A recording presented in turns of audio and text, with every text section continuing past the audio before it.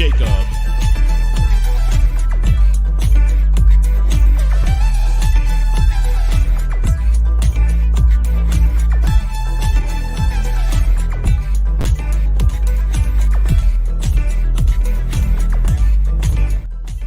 Yes, people, yes, you know what time it is. It is that time of the month. No, I ain't talking about the PMS. I'm talking about the MHS, the Members Hangout Show. You see how I did that? I didn't even think about that beforehand. I just put that one together. I hope you like it. I did that for the very special guest that I have backstage with me right now. And you know how we got backstage? There's a link, and it is in the community section of the YouTube channel. So if you are a YouTube chat member, you are privy to finding this post. It's not like an Easter egg, because damn it ain't Easter, but it is Friday, February 23rd. And you know what I say about Friday? Everything feels just a little bit better on a Friday. Now, I am a little bit upset.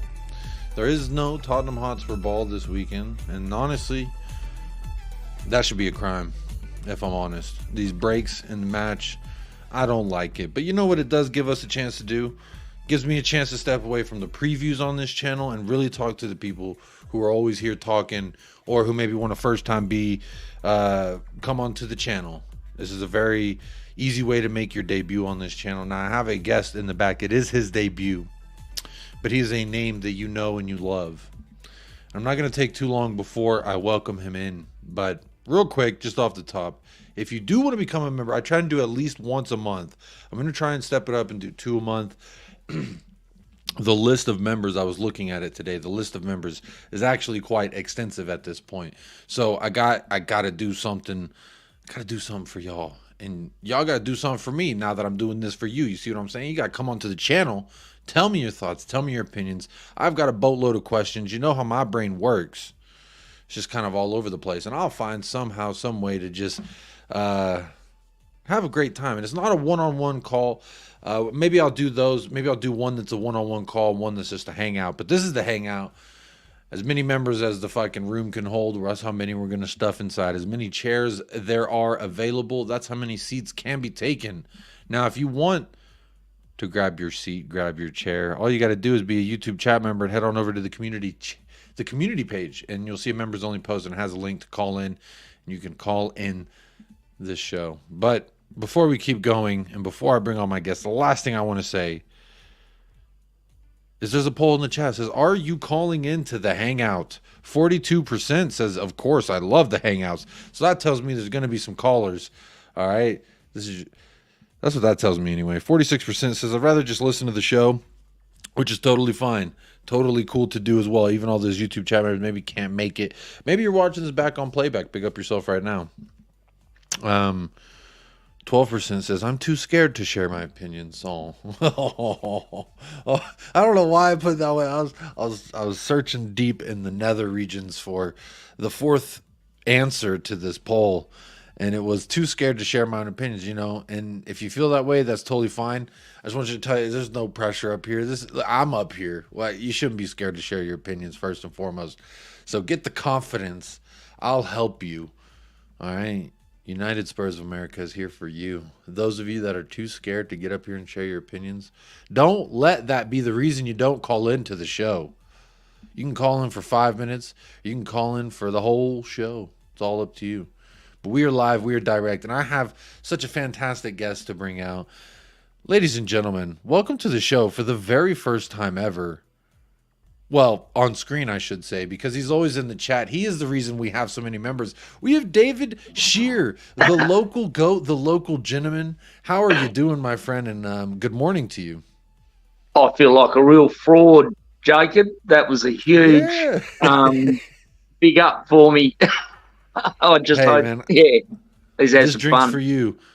Hey, you know what? And I always, you've probably heard me say this, but I use the term fraud.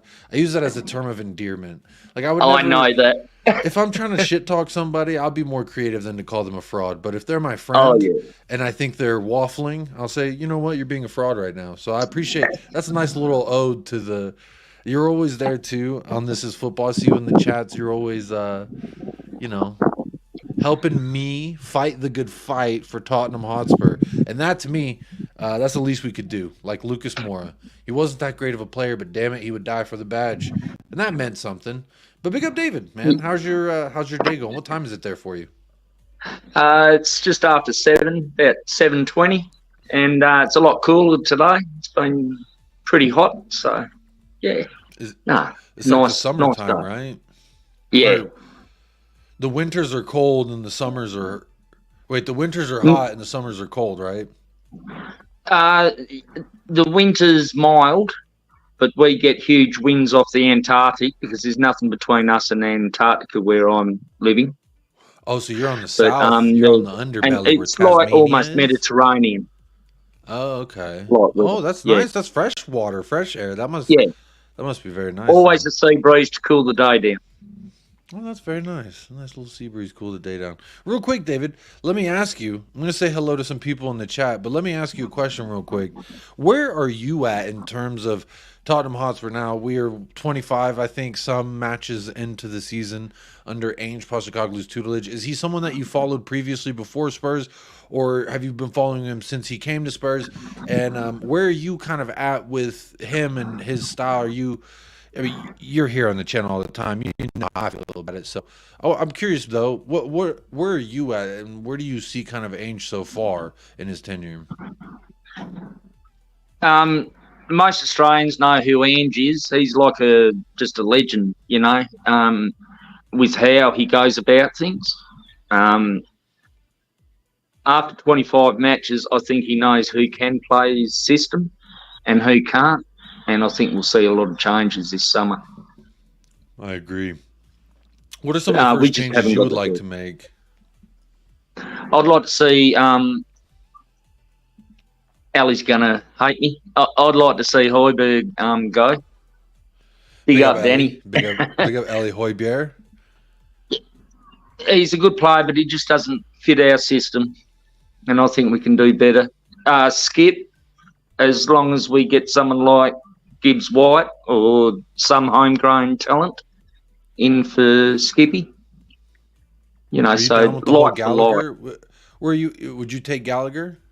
No, because I don't want to help Chelsea with the FFP. That's a good point. That's a good point. I don't know if his talent outweighs, because we'll be getting him out of. And we can do better. Yeah. Speaking of do better, we have another guest in the back. David, are you ready for another guest? Yeah, I'd love to. Big up everybody in the chat. Let me say hello to everyone in the chat. But before I do that, let's bring on the one and only. You know him. You love him. You've seen him. You've heard him. You've listened. You've counter-argued one point that you've been wrong on, that you've counter-argued him about. Fucking Erling Haaland. Well, speaking of me specifically. Whoa, didn't mean to click that. Big up the one and only Jose from El Tel Coquerel and Talking Ball. How are you doing, my friend? Big up. I'm fine, thank you. It's nice to see David again on screen. David's a great supporter of all the channels, and it's fantastic to share the screen again with David. And of course yourself, Jacob, as well. I'm well. It's Friday evening. I've just got back from playing football. I've done about 20,000 steps now, and I'm absolutely knackered. Well, we're just having a quick I'm finding it hard to hear you guys, my end. So, can you hear me all right? Yeah, we can hear you. Yeah. Just very faint. Yeah. It must be my end. Do you have any headphones or anything? Maybe that make it easier. No, I've got to go get some. Phone. Well, no worries. Jose, you can hear me, right? Yeah, I can hear both of you. Perfectly fine. Okay. Great. Yeah, it might just be David's in. But real quick, let's say hello to a couple people in the chat so they don't feel so neglected. Let me big up OTC changed. Ate too much pizza, but picked up double first place prize for being the first chatter and the first YouTube chat member. How you doing? Spurs GCTV in the house is Yo, Jacob and Chewy. Hope all is well. Wishing you a great weekend. Big up Spurs GCTV. David here every single time. Big up. Patty Hardnett says big up, buddy. Hope all are well. Big up, Patty. Hope you're doing well, my friend. Good to see you in the house. Amir is here. Big up to Amir. Alan Sibley. Alan, 10-inch Sibley. How you doing, my friend? Good to see you in the house as always. Jose was here in the chat as well. What a beautiful sight. Phil Coy says, big up Yakub and everyone in the chat. Big up Phil Coys. Hope you're doing well, my friend. Let's see who else we got here. Drula's in the house. Is big up Jacob, Chewy, and all hanging out this weekend. Well, it's evening for me. Good evening to you, Drula. I hope you are too blessed to be stressed this evening. I'm not stressed. I'm bummed out because we don't have a match this weekend. David, how annoying is it for you, all these breaks in action that we've been having?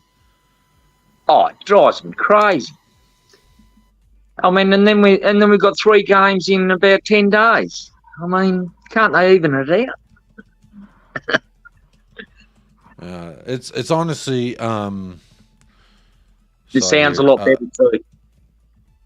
You know what it is? There's a buzzing from Jose's mic. So Jose, whenever you want to speak, just unmute your mic.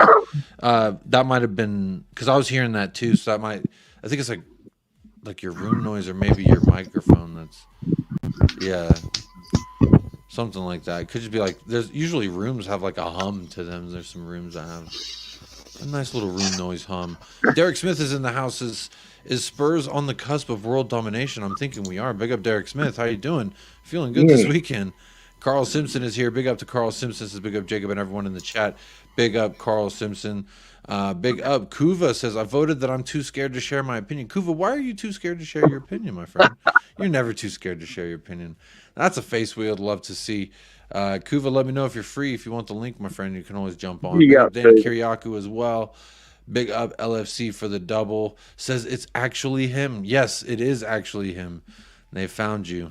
Scott M is here. Says big up Jacob and David. Hope you both are doing great. Big up Scott M. Big up Scotty. Love. Scott M has been a member of the channel for quite a long time. And he's always here showing some love. Isn't that nice? Big up Ren as well. Good morning to Ren. Another YouTube chat member. Love seeing all the chatters. The chat members in Ren, the house. come and join us, mate. Yeah, come on in, Ren. Come on in, Ren. Does that make sense? It's Saturday morning for y'all, so maybe that's a good time. Big up to Men Chi as well. Joe Leone Hunt is here. Big up Joe Leone. Our ever-present, I think he's a closeted Spurs fan. Chris 3520 is here. Says Skippy the Spurs kangaroo. Big on. How are you doing? Derek Smith says Gallagher is fire. He might not be. Julian says I've asked to come on and dismantle you live on your. Become a member and you have the link, my friend, so then you can do that. Sleepy Mocha's here. Says what are the chances we get? What are the chances we get a Spurs player calling in? I would say 0.1%, 0.1%. I don't think that any of them subscribe to United Spurs of America, but you know what? It'd be quite all right. Big up Spurs GCTV says quite the front three we have on stream. Look, Jose, I'm going to ask you this next question.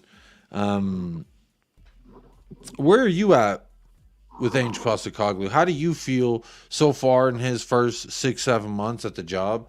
Do you like the style that we are trying to play? I say trying because there's been an obvious failure at being majorly successful at it so far. But Jose, where are you at in regards to Ange Postecoglou and how you feel his tenure is so far?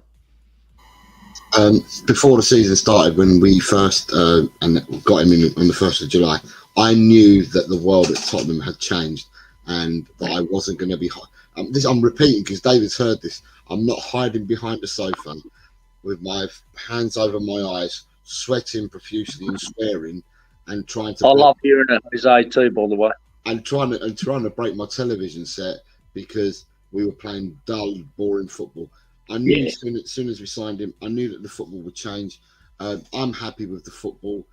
I know we're not the finished article. We're only 7 months into this project. We're not the finished article. But for me, it's a plus, plus, plus, plus. What he's done is improved players. They've got. We look at our squad at the end of last season and the squad that we have now, night and day. That will change again next season. I'm happy. I can see the vision. I can see us going forward. I'm totally happy. I'm totally on board. And I trust Ange 110%. So that's where I am. You're spot on. Something David and I were speaking about before you joined was by this juncture, he knows who can and who cannot play his system.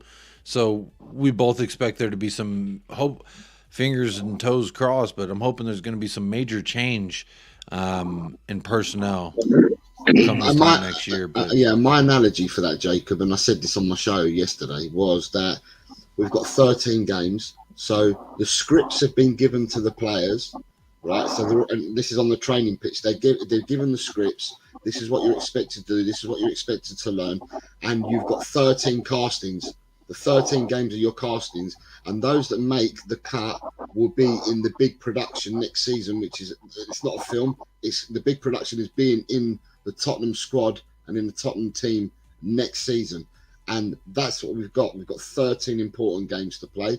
People have got, I mean, Ange's not stupid. He's going to keep the team united. He's going to keep the squad united. He already knows, and he's got a feeling around already that he knows who he wants to keep and who's going to move on. But these people all have an equal opportunity to make the impression over the next 13 games. No, fair enough, Jose. I appreciate that. Big up Skull Eggs in the house. Big up Register Kev. He's a fraud. There's a fraud when you see one. Shout him out. Says big up Jacob. Couldn't get on today. Have to go out. No worries, my friend. Panda Ball Footy. You're a YouTube chat member. If you want to join in on the show as well, you are much able to. Big up to Panda Ball Footy. Good to see you in the house. Gunnar G. Hey, Gooners are here. But I think that's because they love the channel. And you know what? That means something to me. So I do appreciate that. Look, I always figured this was here they are with the wolf emojis, the frauds. But look, for me, the first season was always going to be one of those that I wasn't expecting anything out of this season because except for changes. I needed some, shout out Tupac, I needed some changes going on in my club. I needed more people between Daniel Levy and the footballing decisions made at this club. And this successfully, we hired in about 3 different people. So, I'm not saying a leopard can change their spots, so to speak, or as a tiger changes stripes.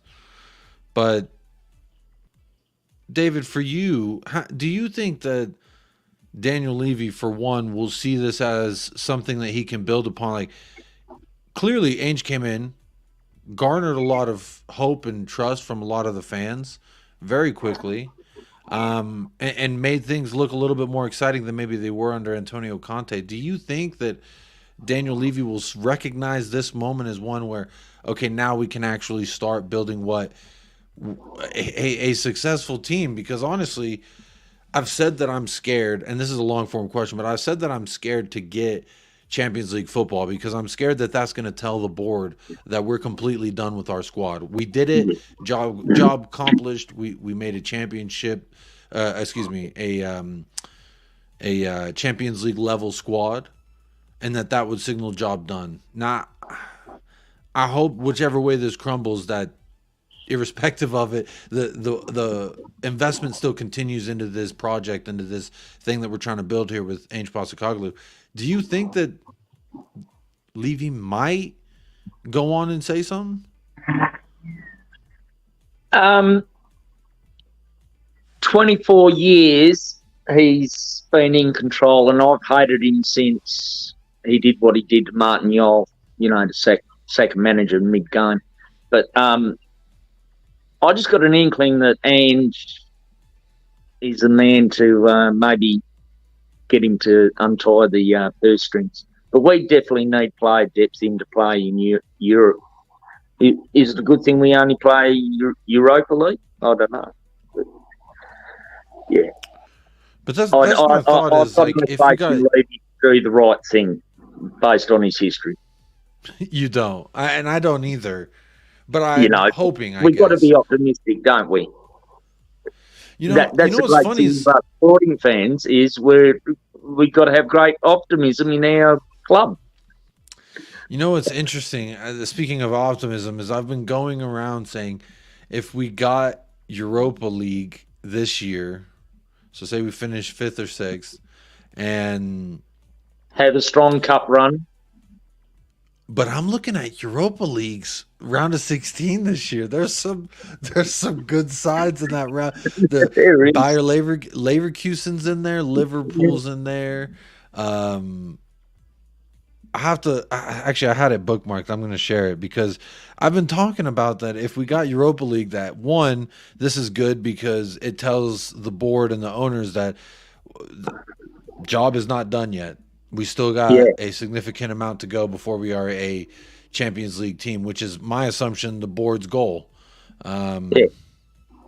Let's see here. Maybe that might also give them a signal to say, "Hey, we do really need to get some players in if we make Europa or Champions League." That's what I'd love. Yeah. Look at this Europa round of 16. Oh, Could you Christ. imagine if we were in this? There's Benfica, Atalanta, Brighton, Freiburg, Leverkusen, Liverpool, Marseille, AC Milan, who knocked us out of the Champions League last year. I'm not sure who that one is. And Rangers, Roma, Slavia Prague, Villarreal. Sporting's Yeah, in there. yeah. The draw, Villarreal, the draw, West Ham. This- the draw is Sparta Prague, Liverpool, Marseille, Villarreal, Roma, Brighton, Benfica, Rangers, Freiburg, West Ham, Yeah. Sporting Lisbon, Atlanta, AC Milan, Slavia Prague, and Karabag and Bayer Leverkusen. That is the draw for the last 16. But some of the teams that dropped out of the Champions League, they played last night, obviously, in the playoffs and that. Some of the teams that dropped out in the Champions League didn't even make the last 16 of the Europa. They got knocked out yesterday. No, but my point was in bringing this up was just look at this level of clubs that are in Europa this year. That half of these would be in Champions League. I mean, Liverpool had a fluke year.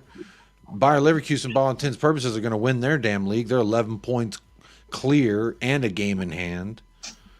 These are some serious sides that I don't know now. When I say the whole, if we got Europa, it would signal to the board that they should continue to invest, and then also this is a competition we could win.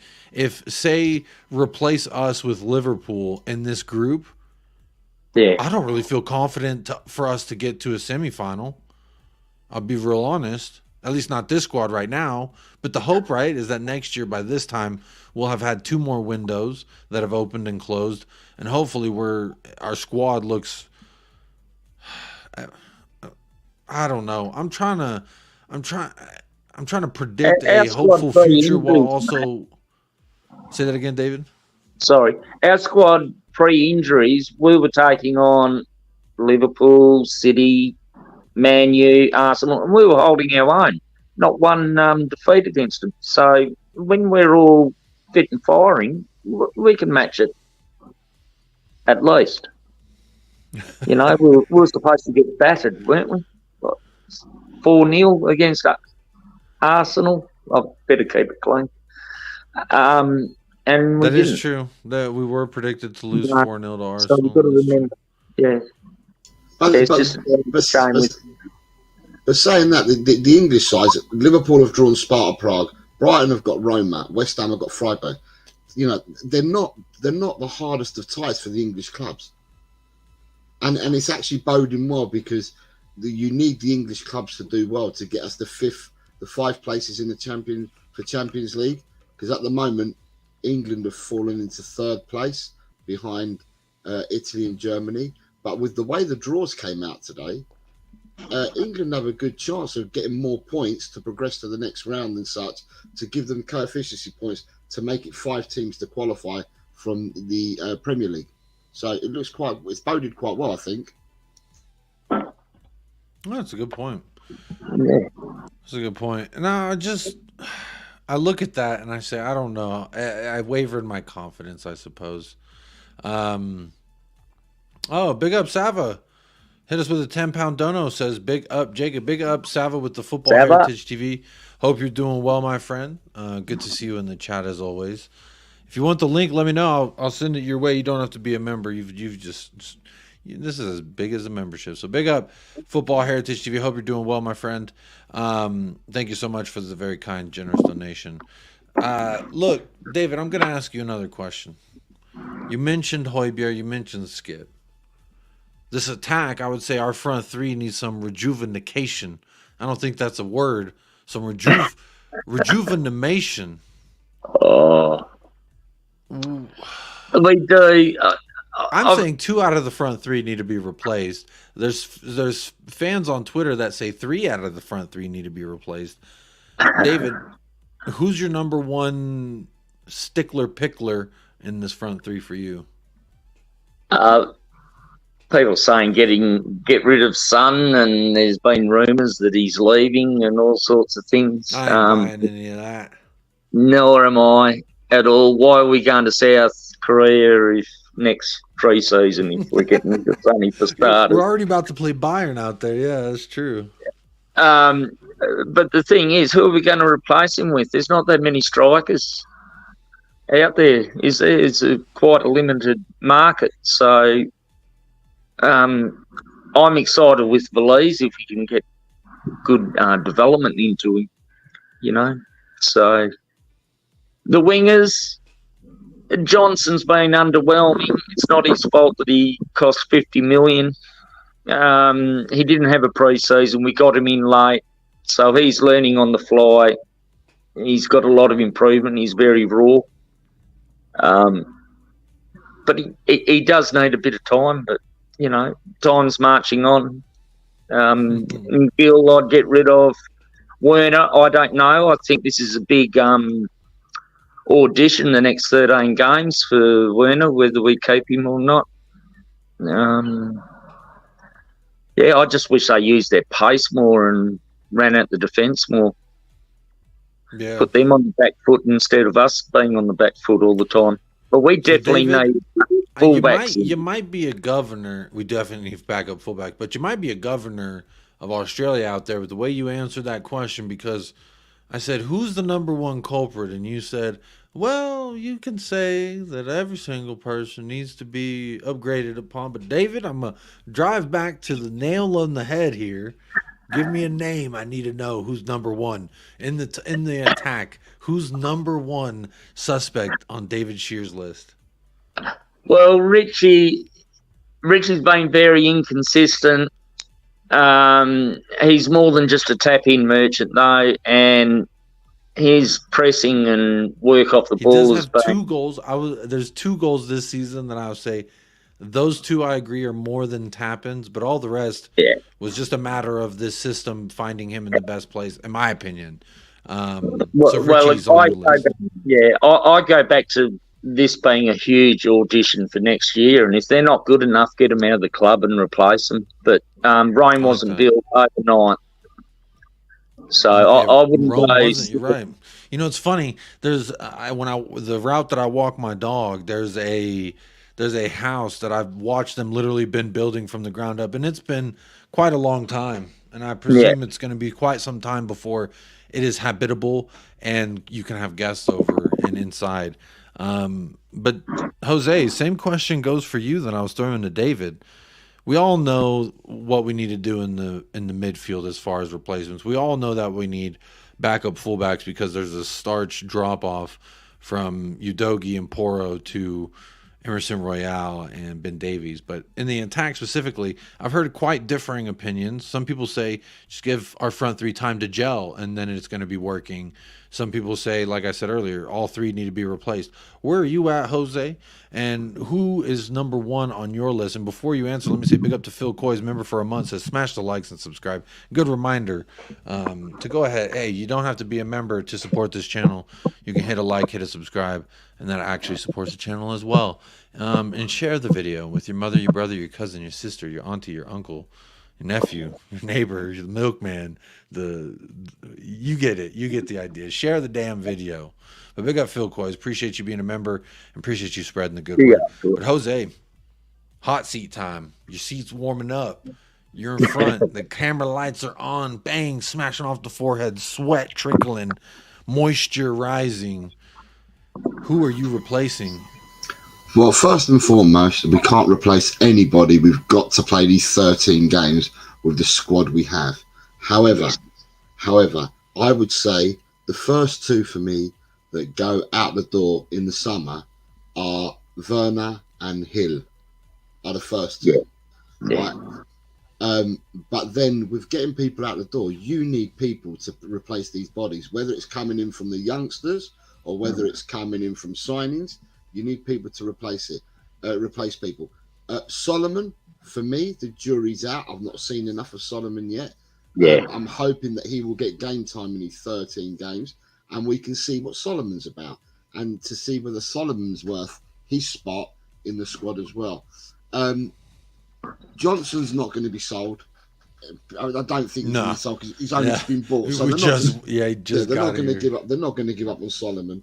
I think with the midfield, I think it comes down to if we let players go in the midfield and we don't bring all midfielders in to replace the midfielders, I can see Kulu dropping back and becoming probably Maddison's understudy.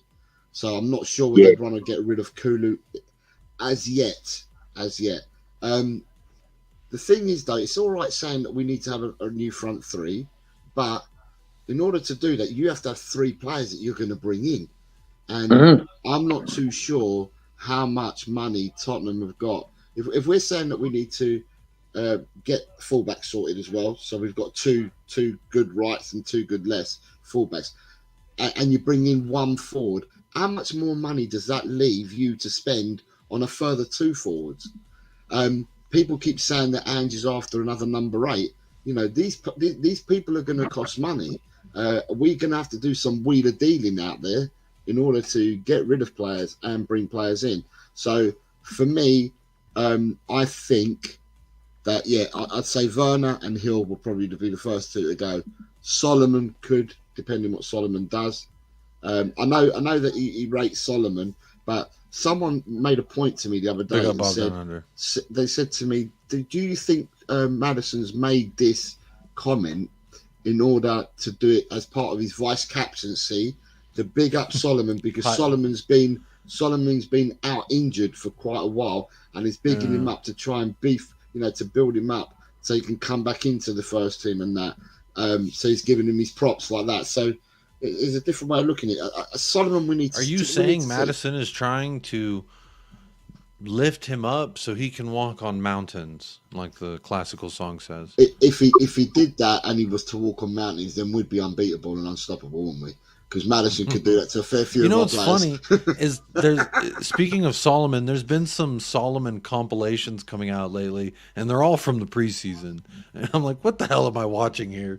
This guy dribbling upon West Ham's B team in the preseason. Is Solomon our best left winger? I don't know. Is he good enough? I don't think so. There's a reason this dude was a free agent. There's a reason he was just chilling on his couch waiting for the phone call. You know what I mean? And that's just my opinion. Brennan Johnson, unfortunately, like no matter where you stand with Brennan Johnson, if it is like, oh, he needs to get out of here. I give him time. He just walked in the door and we just paid $55 for him. He's not leaving in the summer. You could maybe see an argument where if he struggles really bad next year that he could go in the following January, but that's maybe like the most you could say with Brennan Johnson. Richarlison, for me, he was bought a previous summer, so there is still a hope that we could upgrade on that position, in my opinion, or simply just move Sonny. Put Sonny in that position. I think as a number 9 who gets into the box and has all these touches in the opposition's box, there's no one I want more finishing those chances than Heung-min Son. So, Jose, I'll ask you as well, who's your ideal number 9? What do you think is... Do we need to buy a new number 9 and let Sonny run out on the left wing? Because for me, if the left wing's tactics are to just fucking stand there and lay it off to the overlapping run or cut in and pass it back, if that is the instructions of the winger, that we're wasting Son out there. Mm-hmm. And I think Son needs to be through the middle if that's how we want to play these wingers. But for me, that's just my opinion. Obviously, everyone sees it a little bit differently. What about for you, Jose? To be successful, looking to have a successful forward line, I hark back to Liverpool. Liverpool had 3 players that none of them were a number 9. They had Mane, Firmino, and Salah. None of them are a number 9, but the 3 of them interacted. Firmino weren't a number 9. Firmino's never been a number 9. He played like that false 9 for him. He played the false 9, but he's never an out 9. Never did Liverpool have an out 9. They have now Nunes, but before I would say even Nunes is still arguably, to your point, Nunes is even still arguably not an out 9. He'd play on the left wing. He could play on. He's also got the prototype of a winger, so. I still see your point. Like when they were successful with Firmino, he wasn't. You're right. Like that prototypical striker, like a Lewandowski, Kane, Haaland type of striker. Yeah. I do agree with you there. When you get 3 players, right, and the 3 players gel, and this is what we haven't seen at Tottenham yet. We haven't seen 3 gel, and I'm talking over a period of time because in fits and bursts in the first 10 games. The 3 we had playing up front did gel because they scored goals, but they didn't gel where they were, telepathy came into it. The 3 of them will know where each other is and stuff like that, like the Liverpool front 3 had.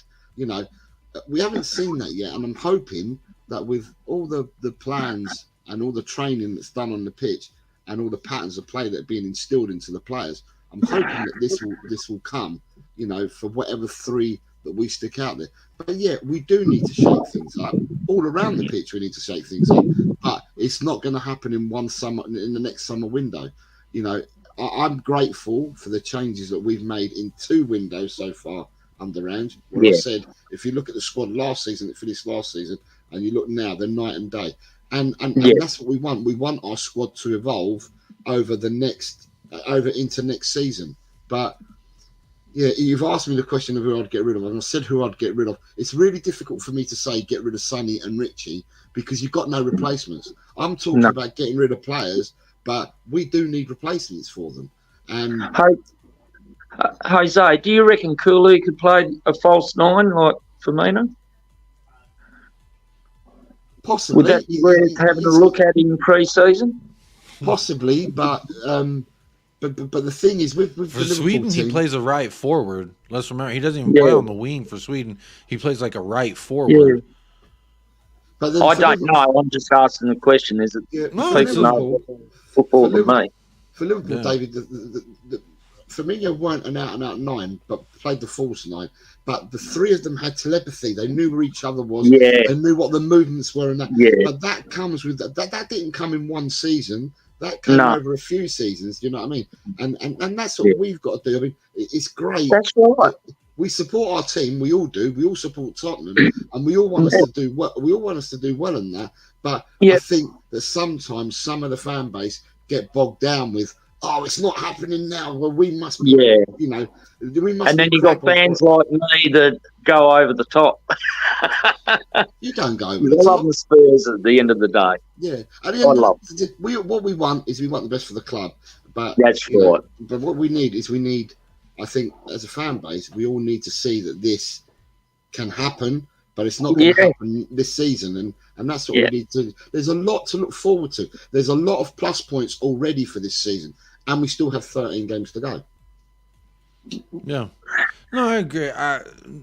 Some of those questions I was asking was more leading and looking forward to the following season, because at this juncture, for me, as annoying as it is, I do agree with the fucking pestering voices and the pestering people in the chat that's like, where are your trophies? Show me the trophies. I am desperate for a fucking trophy or 2. And then I'm desperate for us to go on and challenge and be a team where you're like, I don't know about Spurs. You want to worry about them when they come to town. You want to worry about going. Right now, it just seems like anyone can walk into Tottenham Hotspur Stadium and they can fucking get whatever they want out of it if they play right. And that, to me, is what kind of is bothering me. Like, it doesn't feel like we have this real home field advantage, so to speak. I would like to think that we could have some kind of fortress, and then allegedly there's problems with the atmosphere. But real quick, I want to say thank you, Phil Coys, my friend, for the super chat and for being a YouTube chat member and for being a contributor to the channel. It says Solomon is the only player who can take on his man. I agree he can take on his man, but I disagree in the sense where you say he's the only one, because Sonny can. I've seen it this season in this system as a left winger with the ball, off the ball, him going at in beating his man. I've seen it, so I know he can do it. But it was last match specifically versus Wolves. He was just standing there, and I'm just, if that is what his role is, then I think we got to move him around to better utilize what he's good at. In my opinion, but big up Phil Coys, I appreciate that. What's that? When Madison, wheeled on Saka and beat him, he's another one that can beat him. Beat his man. That is true too. That is true. And then Poro, he's quite good too, isn't he? So we've got him there. I don't know that Pedro Porro's really like beat anyone with that pace though, or gone around. I don't know. No, and Danny here says, Jacob, honestly, bro, Sonny hardly beats his man. He's not that type of winger. The thing is, he is and he can. I literally have seen it this year under Ange Postecoglou's system where I have the video. Where's my phone? I have the videos on my phone because I can't remember who I was arguing with, but it was some Spurs fans that were saying Son's lost a bit of pace and Son doesn't go at his man on the wing, and I was like, bro, he literally did last game, and because I remembered there was being twice specifically that had happened, and now you're gonna make me go back and look, but that's okay. That's what we're here for. Boom, I found it. It was versus Bournemouth. It was versus Bournemouth. I see him. Boom. Oh my god, I wish I could show y'all this. Literally versus Bournemouth. Oh my god, I wish I could just show you this that I just watched, because again, he picks up the ball and he is just an hour half, and he picks it up with his back to their goal, turns, beats number 37, runs way past 37, and then 27 steps up and he beats him as well, and then he crosses it. Now granted, the cross was into fucking nobody, but he beat a man with pace and with the ball at his feet. Then here's the second time. Lo Celso, I think, plays Sonny through, and he beat number 27 and 37 with his pace, found Papa Matisar, who had a very weak shot on target. This is versus Bournemouth. Son does beat his man with and without the ball. I literally have, I'm not lying. I was just, sorry, that's my son. I was literally just watching these two clips. I'm not going to show them because I don't want copyright, but versus Bournemouth, Son, absolutely, when... And that's what I'm saying. Like, I don't know if it's a systematic thing, because versus Wolves there was none of that. There was none of the Son picking up the ball, turning and running with it. It was Son getting the ball and laying it off to somebody else. So I'm not a manager, but I'm really curious what the thought there is. David, do you think that is a structural aspect why Son's not doing that? Is that Son failing to do that now, and that's why we're suffering?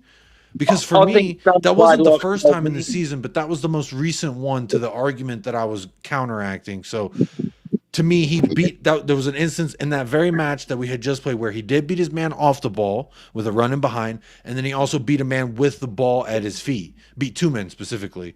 The first cross went to fuck all, and the second pass went to Papa Matisar, was a weak shot. But David, is this an Ange Postecoglou asking him to do very little on the wing and just be a supplementary piece? Because in those clips I just watched, he was not a supplementary piece. He was the fucking cog of the engine.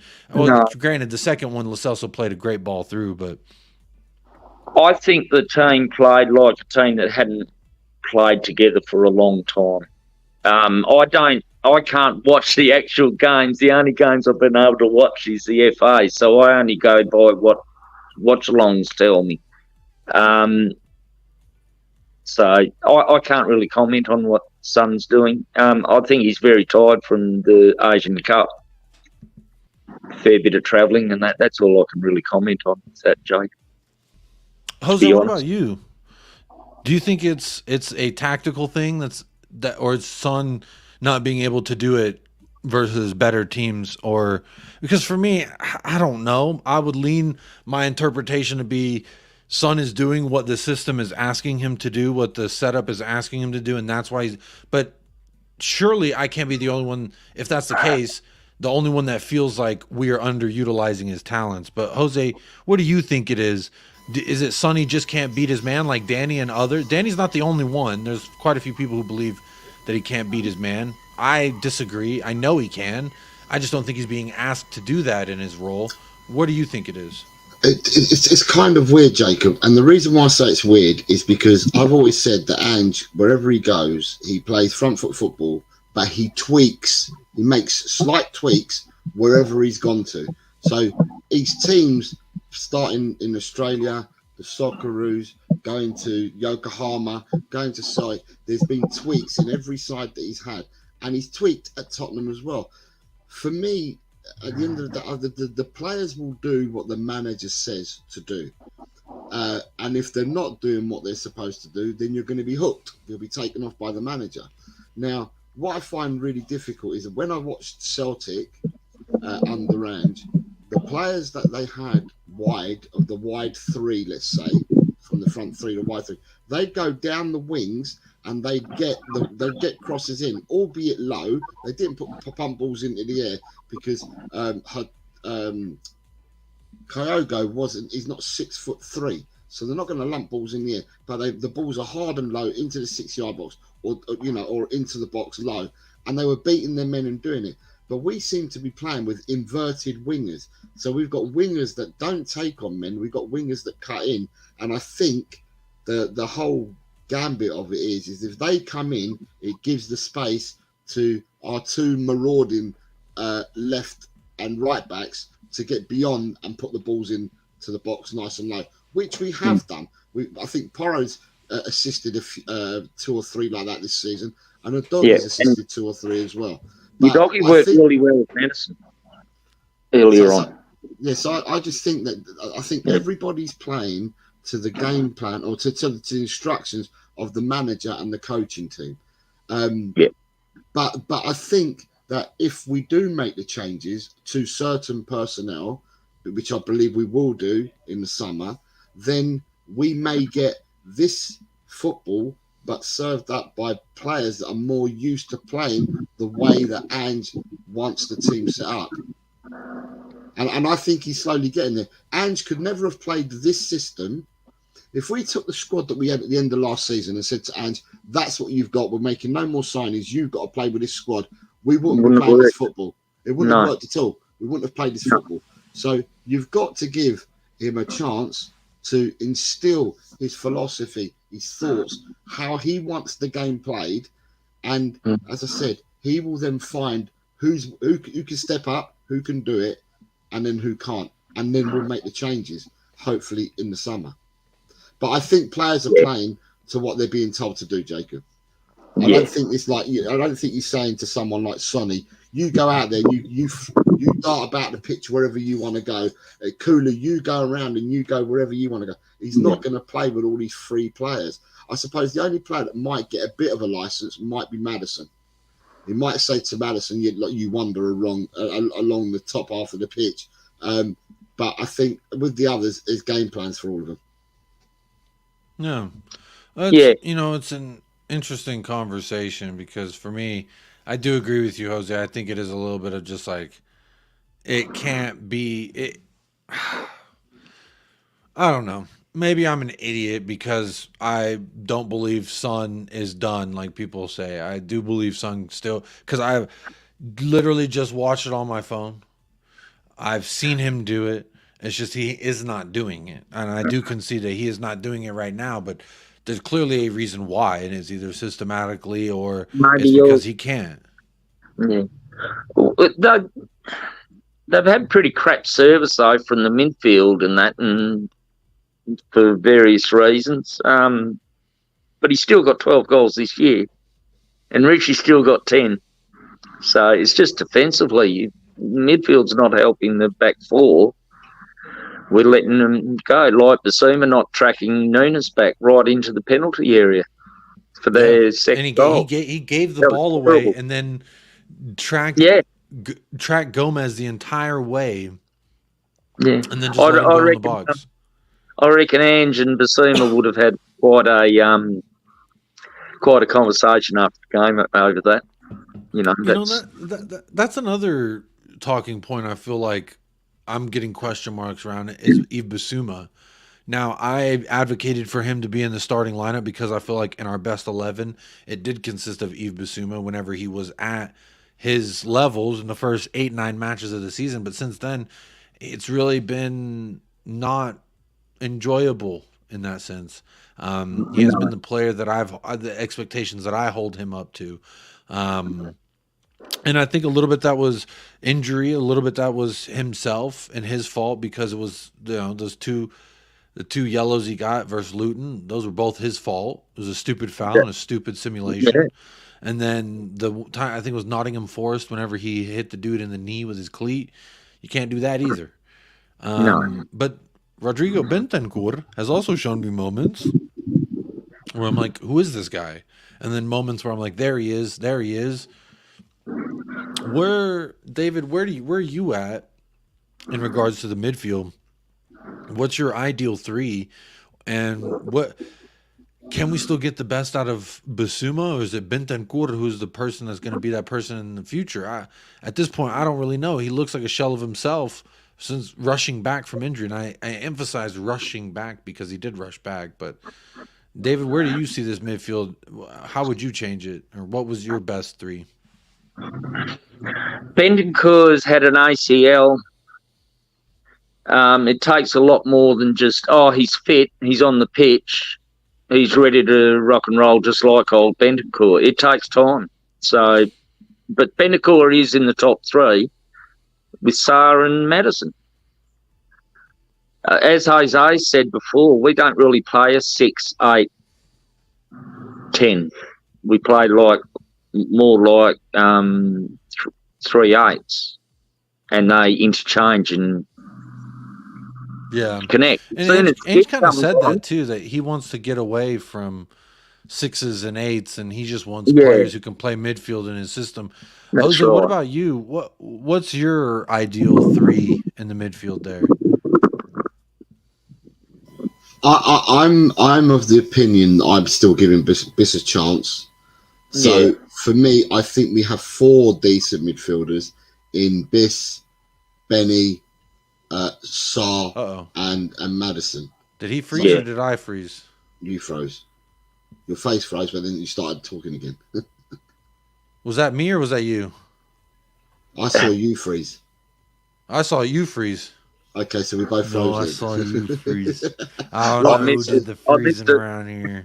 So I believe that we've got 4 decent midfielders there. I do think that we need to upgrade the midfield in the sense that we need to bring 2, what I'm going to say, quality midfielders that push for the first team places. Because I don't believe that some of the players that beyond the 4 that we've got, I don't see some of the others actually really are pushing for first team places. They're squad players at best, and they don't push for the first team. So I'm quite happy with them 4, and I'd bring another couple. I'd bring another couple in to actually to challenge for the first team. So to challenge as starters, not as bench warmers or squad players. But I'm quite happy with 4. For me, if he can get over his injury, which we'll see for next season, if he can get over his injury, then my number 1 midfielder is Bentancur. Always has been, every day of the week and every Sunday in the year. He is my number 1 midfielder. But we need to see. He's not the same player he was. However, he's the one that I want to see in the side next season. And I think he's the best midfielder we've got at the moment. No, I agree with that. I don't know if he's the best midfielder. I kind of like James Maddison a lot. He definitely wooed me and swooned me. I didn't think he was very good versus Wolves personally. David, what have you made of James Maddison so far in his tenure at Tottenham? Obviously, when he left, we had quite the drop-off. We did. For me, Maddison has become pretty crucial to what we're doing. He wasn't really good versus Wolves. We didn't look really good versus Wolves. No. I would say there's only 2 players that really looked okay, and that's Vicario and Van de Ven. But David, what do you think of James Maddison?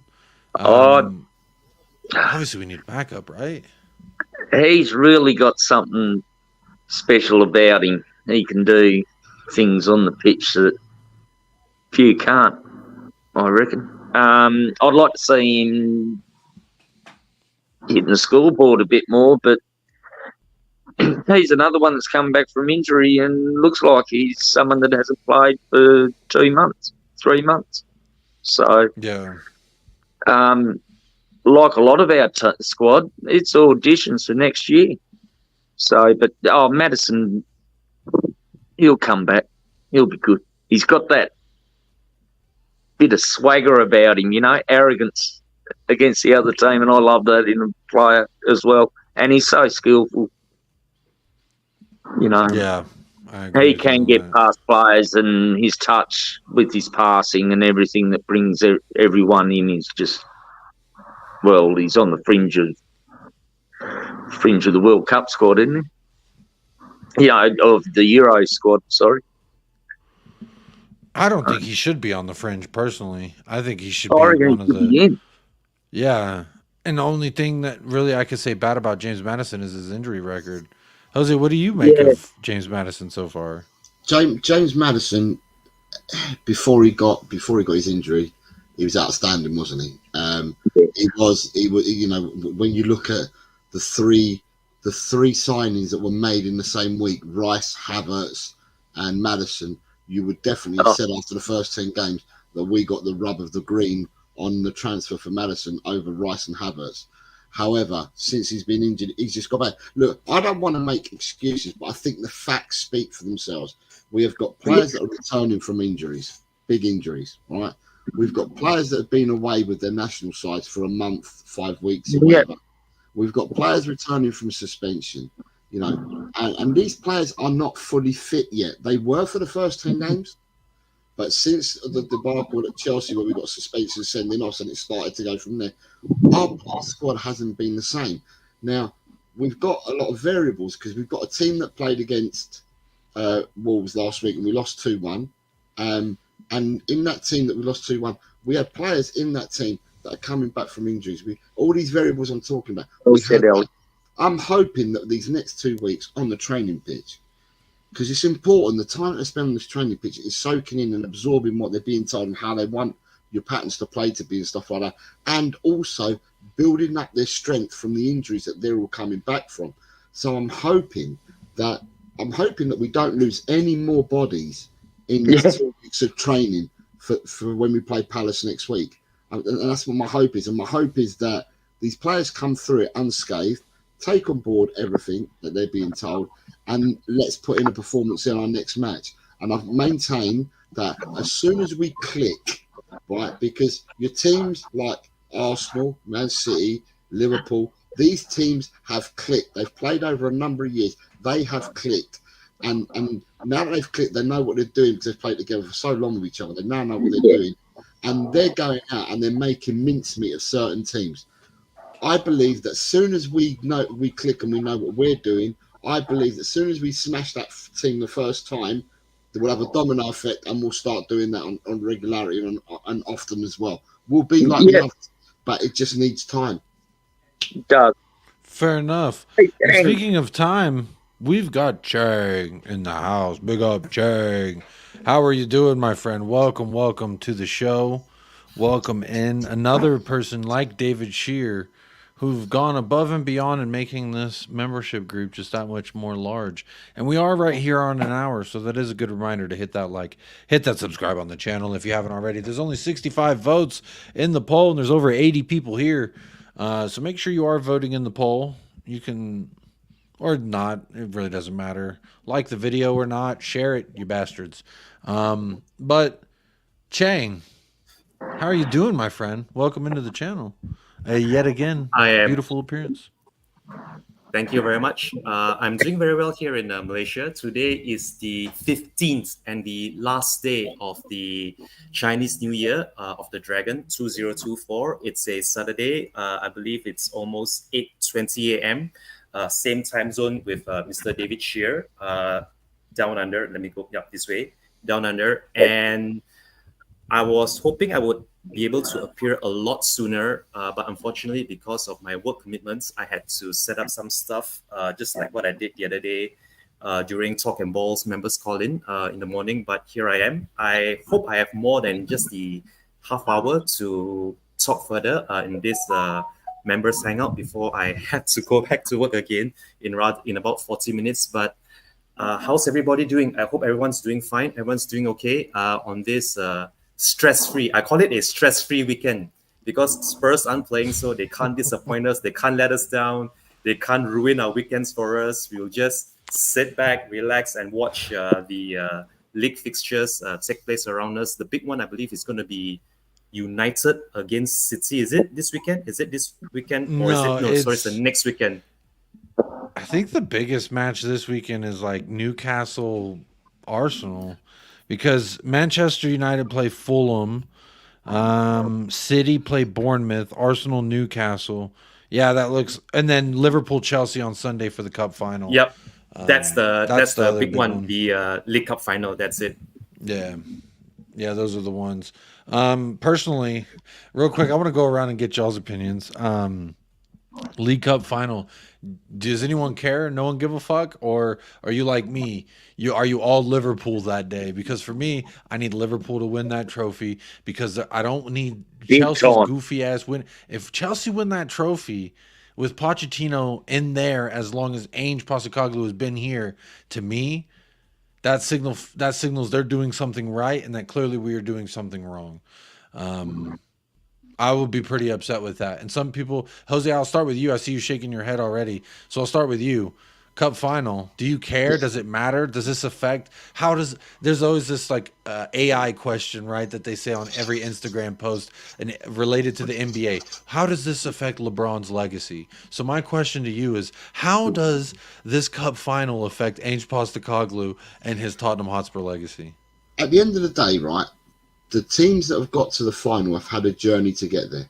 Some have had an easy journey and some have had a difficult journey. If you look at the draws and that, for some of these teams to get as far as they did, the draws haven't been that difficult to get to where they've got, and they've got there.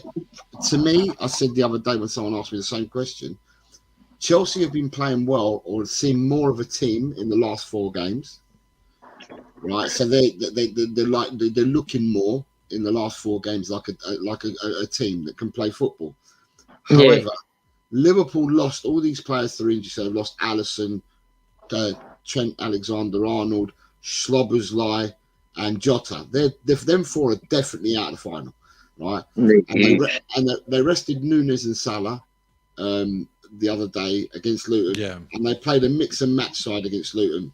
They left Konate, Tsimikas, and Robertson on the bench, and they went and beat Luton 4-1 with a team that they put out and the youngsters they had. They went and for me, Luton are the fastest 3 forwards we've played against all season. Were the Luton forwards? They caused us no end of trouble when we beat them 1-0 at Kenilworth Road. They've given every Big Six team trouble. Everyone. Yeah. Liverpool went and turned them over 4-1 with the team that they put out. And it's not as if Luton stuck a second team out against them, because they didn't. Luton stuck their first 11 out against them. So, to me, if I weigh it up like that, then I can only see one winner. And for me, that winner is going to be Liverpool. So, this is a funky game that we got here, Jose. I'm not beautiful game. I'm not hating on Poch. I'm not hating on Chelsea.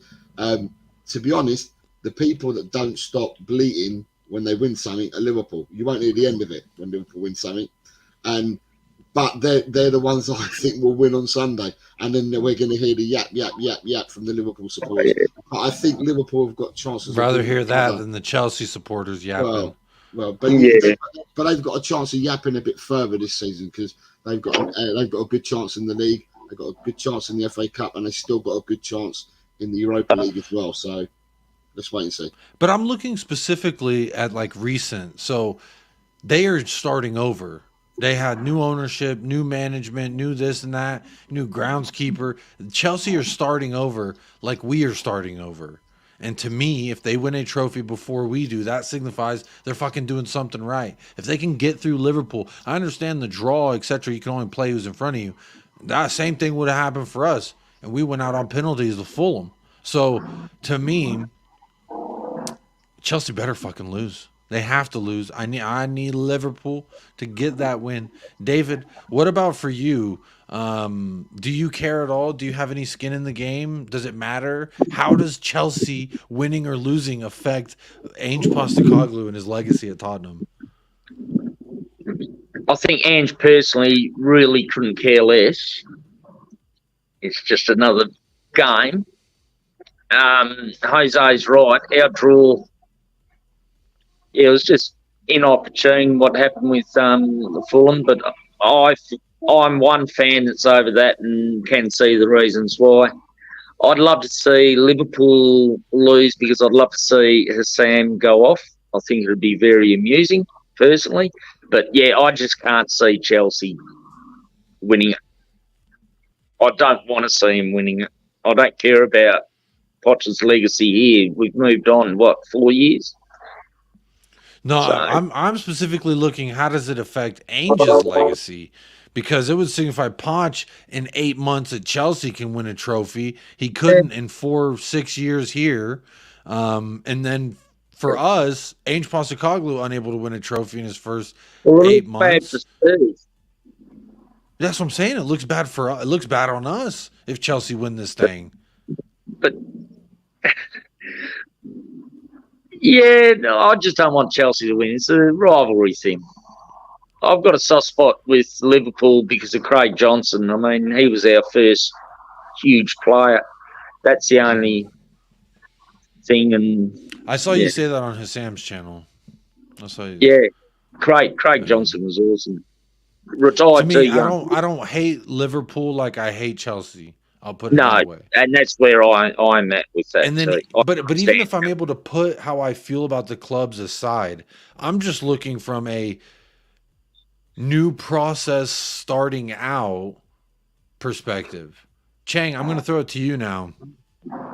Do you feel like David and Jose, this doesn't really matter? It doesn't really affect anything of how we are. But for me, I understand in the race, Usain Bolt, you want to just keep looking forward. That's all you want to focus on. But clearly, if you look to your right and you see this guy who just fucking started at the same time as you is pulling ahead, where do you stand, Chang? How does this final affect Ange Postecoglou and Tottenham Hotspur? Okay, my feelings about this League Cup finals is very, I would say, almost like indifferent, as in like I really couldn't care less who wins or loses. Although both Jose and Mr. David Shearer have very good points, as in which club would benefit a lot more and how that might affect us on the balance of how this whole league comes together, whether it's how they want to recruit in the transfer window, how they go about their selling or purchasing transfers, and how that might affect us. Other than that, in terms of the bearing that either of this club have on winning this League Cup, for me as a Spurs fan, it doesn't make any difference to me. Although, if I have a spot, if I still have a soft spot for Pochettino, seeing him win that League Cup for Chelsea would really do him a lot of justice, as in he's been getting all this negative feedback, or rather negative sort of reviews from Spurs fans, as in like, even if he does go to Chelsea or a Man City or even a Man United, and with all these finances and the resources at his disposal, he still cannot win a trophy. For him to do that in his first full season, barely 8 months after coming in, and he's already done more at Chelsea than he did in the 4 or 5 years that he had at Spurs. That for me would be a big testament to his true credentials. If given the proper players and time and resources, he can do big things for Chelsea. That's how the way I see it.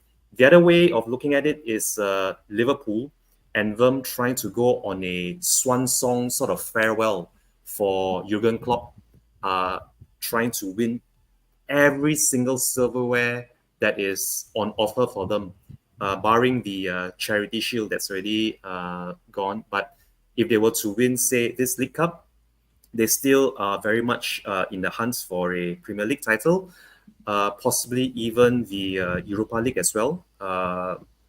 we never know, because I saw the teams that you put up earlier, and that looks like a very winnable, albeit kind of difficult, but it still is winnable by Liverpool standards. So for all you know, this is a very good farewell for Jurgen Klopp, and you can bet every single last time that you have that the Liverpool players will be playing out their skins to make sure that this is the first of many trophies that Jurgen Klopp will be lifting before he bids farewell to Anfield. Yeah, we'll find out, I suppose, in that sense. Look, there's a comment here I wanted to highlight from Chris3520 says, as a Man United fan, born and bred outsider, from my perspective, you will see how ambitious Levy really is in the next 2 years. All the groundwork is done, and Ange Postecoglou throughout his tenure so far has alluded to as much, which is we're just getting started here. This is the beginning stages of something, and I'm trying to build a squad that not only is poised to win a trophy, but to continually compete at the highest level. And honestly, those types of things don't happen overnight, and those only get proven through our actions over time and the results on those actions. So for me, hey, Joe Leone, if you want to join the show, it's very simple. Grab a membership, head on over to the community page, and the link will be there for you, my friend. We don't discriminate. So come on. Well, I think something that we haven't really touched on is what's the gateway for our promising youngsters moving forward. Because we've got it doesn't look as open as I once thought it was, David. No, it doesn't at all.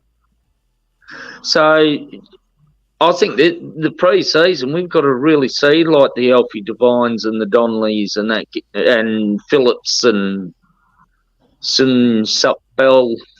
Sorry if I butchered that name. Having a go, in the pre-season. That's what I feel. Yeah. What does the other panels think? Jose, what are your thoughts? Right, so to me, I see this two ways. Right, we're going out and we're buying the best of the best. If they're not in our academy already, we're going out and buying the best of the best. We are 10 years too late to the party because we're following the model that Manchester City, Chelsea introduced. Man City followed it, and we seem to follow that model where we get in the best players. If they're not in our academy already, and we haven't sourced them, and they've started at the under-9s, under-10s and gone through, then we're going out and we're buying your Will Lancashires, your Sun Bells, Ashley Phillips, Villiers, because he's still under 21. We're buying all these players, the guy from Hajduk Split. We're buying all these youngsters. But I think Bergval's been bought for first-team football. But all these other youngsters that they're buying, a lot of these youngsters are buying to beef up our academy. And in the long run, what you hope that some do make it to the first team. But if they don't make it to the first team, then what you want to do is you want to make a lot of money on these youngsters because that brings revenue into the club. And it's something that Chelsea was successful with for years and years. 10 years they started their process doing this. And then Man City have started doing it as well. And we've changed the way that we are as a club possibly about a year to 18 months ago. And this is one of the areas we're looking at. So not only is everyone playing the same football through the unders all the way through to the first team, it gives you that if you're good enough, you're going to get in, right? You have to be good enough. But how many people, I mean, you can go to other Premiership clubs and being brutally honest, how many youngsters from other Premiership clubs have made it into their first team by the age of 21? Because people are saying this, the youngster that played Harvey, whatever his name is, that played for Liverpool the other night. He's 23 now. Harvey Elliott, he's 23. He's not a youngster. He's 23 and he's just making it now. The only player that really came through as a youngster for Liverpool was Alexander Arnold. He came through as a youngster. But then other than that, there's not many clubs that have got 21, the people that have made their first team by 21. So we're doing exactly what other clubs have done beforehand. And as I said, hopefully some will make the first team. That's what the hope is at every club, that some will make the first team. But if they don't make the first team, they'll be loaned out, the same as what Chelsea's model used to be. Chelsea used to have 47 players out on loan at any one time in a season. Now, I remember the days of Solanke, Loftus-Cheek, and these players all playing together, all grew up together, all played together, and they were loaned out, farmed out to clubs, and then sold on for big money to other clubs. And I think that's the model that Tottenham are doing. It only just means that hopefully some get into the first team, but if they don't, we can make money on these players going forward. That's what my thought is on what Tottenham are doing at the moment. Yeah. No, it's what about you, Chang? Really good points there made by Jose. Because honestly, it's kind of felt like a stagnation. Like when you reach a certain point, it's just like you're in the. How long have some of these names been in? I mean, what was this guy's name? The Brooks Lyons Foster. He's like 23 years old now. Brooks Lyons Foster, yes. He's been around for so long. But Chang, what about you? Do you see this like we are grabbing up the best talent, putting them in the academy, and that we can get some juice from that squeeze? For me, I don't give a damn about buying up young talent and making money for the club in that sense. We make the most money. We are the richest club. No fucking excuses as far as money, finding where the money is. We are 330 some odd million under FFP cap. To me, zero excuses. There's no you have to sell to buy bullshit. I'm not buying any of it, because as much as, you know, some people don't like what Scott M says, I do agree with Scott M in the sense that this, hopefully the 100th time is the charm. And again, like there was a comment from everyone's most hated or beloved chatter who quote unquote believes he's raising the standards here on the channel. Says 24 years and still we are getting started. Well, Ainge has been here for 7 years. I'm not basing this off of Levy's entire tenure, because he set out to do different things and he's accomplished a lot of those. So now hopefully the, like Scott says, the 100th time is the charm. Big up Lee Smithy Smith. Says keep smashing the likes, people. Big up Lee Smithy Smith, my friend. Good to see you in the house. Says keep smashing those likes with a donation, nonetheless. Big up Lee and all the sponsors of the channel. Big up Sava for the early super chat. Big up Phil Coys for the member chat, and then also for a super chat and Lee Smithy Smith. But Chang, the question remains: what do you think about this academy or lack thereof pathway from the academy to the first team? Currently, we are seeing the under-21s and under-18s really smash it in their respective junior leagues. And I would really love to see the likes of an Alfie Dorrington. Of course, we are seeing Jamie Donnelly now, but it's not only him. It's other players the same way, like Ashley Phillips and this Jude Soon-Sok Bell. Even some of the other players that we have away on loan. Dane Scarlett comes to mind. Dane Scarlett, Alfie Devine, even Troy Parrott, who is still doing relatively well in the Dutch league. Although, if and when they ever do make the grade, remains to be seen. If we don't give these players the opportunity to prove their worth in the Premier League, at the very least, this is exactly what Jose and David have already mentioned earlier. We make a big buck out of them and redirect, or rather translate that into the spending power that we have to bolster our first team in the league proper. If you ask me whether any of these juniors or any of these youngsters have a future at Spurs, I would say yes, they do, because the setup that we have right now with the youth squad, the academy, the way how the junior teams are adapting the same strategies, the same mentality, and the same footballing ideology as the first 11 in the senior squad. That gives them a proper platform to then transition from their respective youth teams to the senior squad with little to no effort at all, if the ideology still remains the same. And that is actually very apparent, not only in our under-21s and under-18s, but also in the women's football team as well, whereby you see all these new players coming in through transfer windows, and they adapt and they integrate very quickly with the female squad. I would say the same as well for our under-21s and under-18s. But then again, the big question is, will they make the grade? from the under 21s, yes, there are a few of them which I would take right now from the under 21s. Even the likes of Ashley Phillips or even LP Divine, Dane Scarlett, bring them back from their loans, give them a proper preseason under Big Ange, whether it's in Asia or in Europe or even in America. Let's see what they're made up of. And even if they don't make the grade, at the very least, give them a chance on the bench or even as squad players that are not loaned out again. As much as I would want to give them that first-hand experience of playing regularly, first-team football, but the only way you can tell if they really are tailored and made for the squad is if they are within the squad and have that opportunity to prove their worth. So I believe this. Yeah, you were saying, Mr. David. You were saying you said something. We've really come a long way from having 3 keepers on our bench, haven't we? With our squad, whether they're the right people or not. So onwards and upwards, I reckon. Yeah. Onwards and Under upwards was a is comment very, here. Yep. Bob Down Under was a really great comment here. It says Ainge has said that the academy has a lot of work to do. I think he may have been disappointed with the game readiness for Prem with Dorrington, Donnelly, Phillips. I mean, a lot of these guys got their chances strictly because of injuries, and for me, that's really. I didn't see them cracking into the team. It wasn't like they were first on the pitch as a substitution. There was a real reluctancy to use them, in my opinion, and that I think that does speak to Bob Down Under's point that the academy has been a shambles. But we have a new academy director as well. We have a new we have replaced that. So it's like we are doing all the things to be a changed business, a changed club.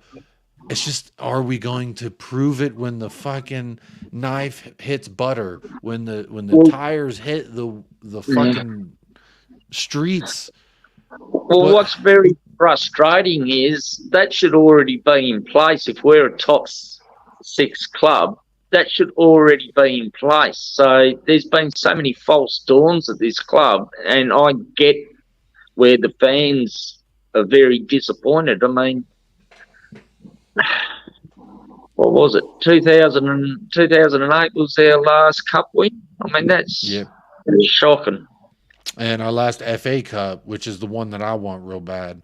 Our last FA Cup, 91. I was 1 year old.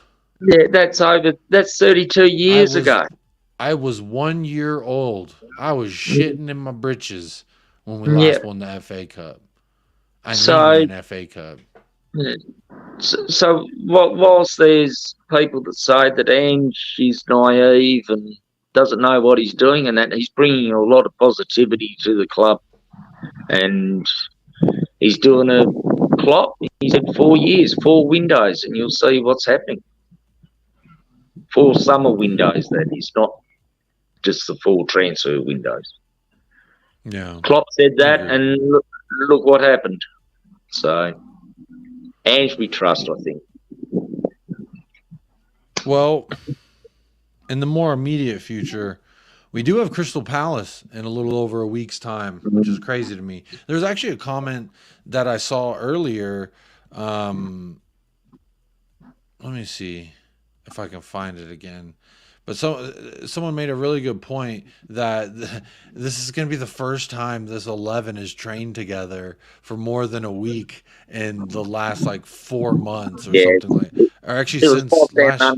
It was Bob Down Under. Yeah, I think it was Bob Down. I can't find it now, but I'm trying to see if I can find it. It was a great comment from Bob Down Under.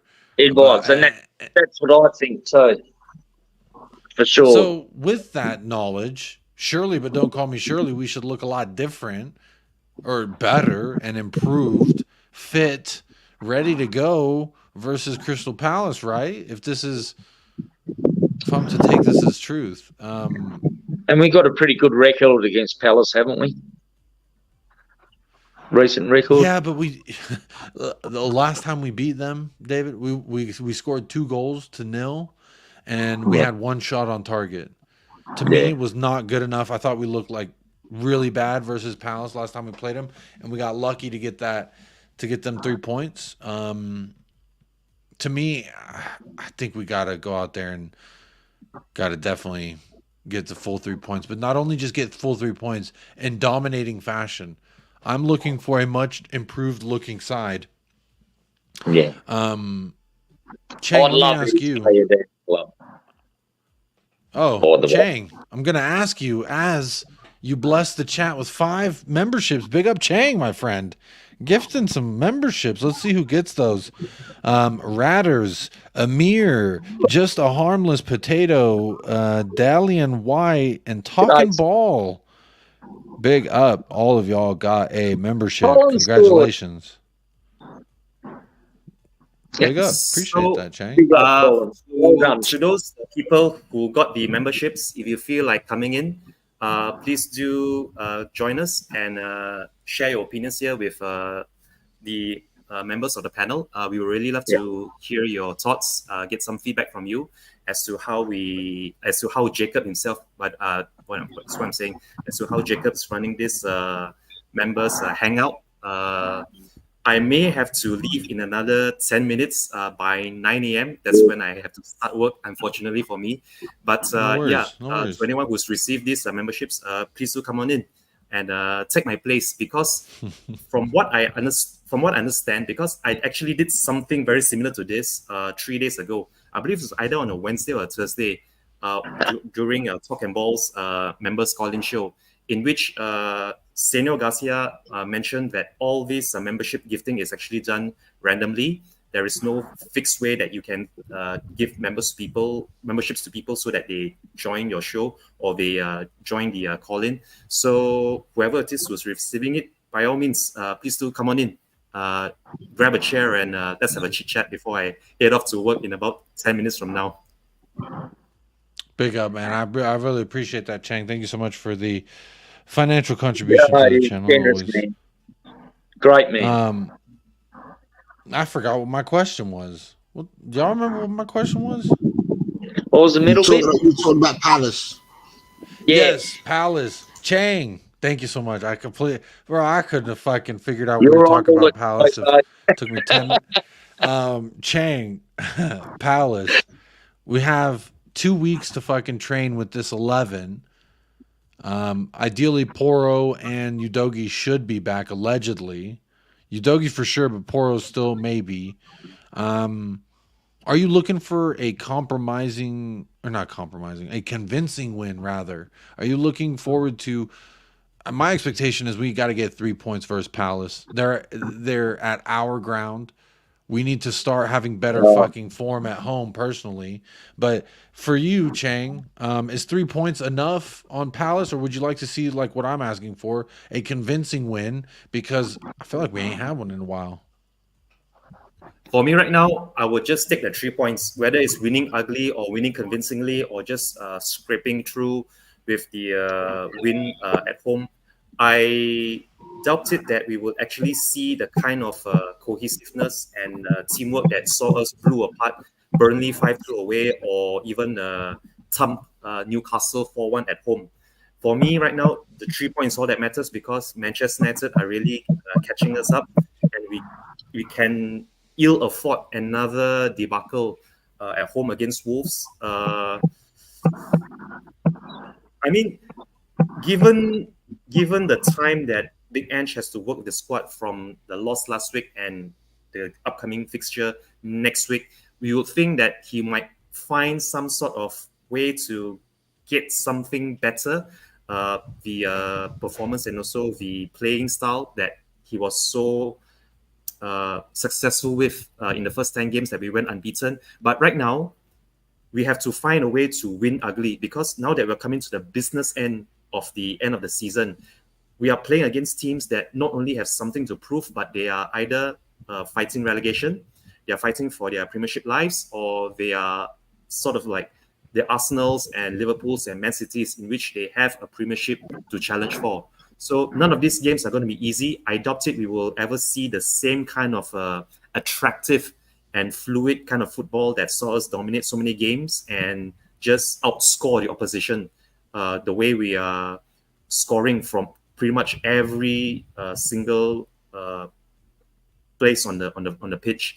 Right now, for me, just win ugly by all means necessary, by hook or by crook, get the 3 points, if you can put up a decent performance that not just keep possession, not just dominate the game by possession, but actually do something with the ball when you have it, I would love to see that. But if it means winning ugly the same way we won at home against Brighton, or trying to scrape through away, say against a Bournemouth or a Burnley, then by any means necessary, so be it. Fair enough.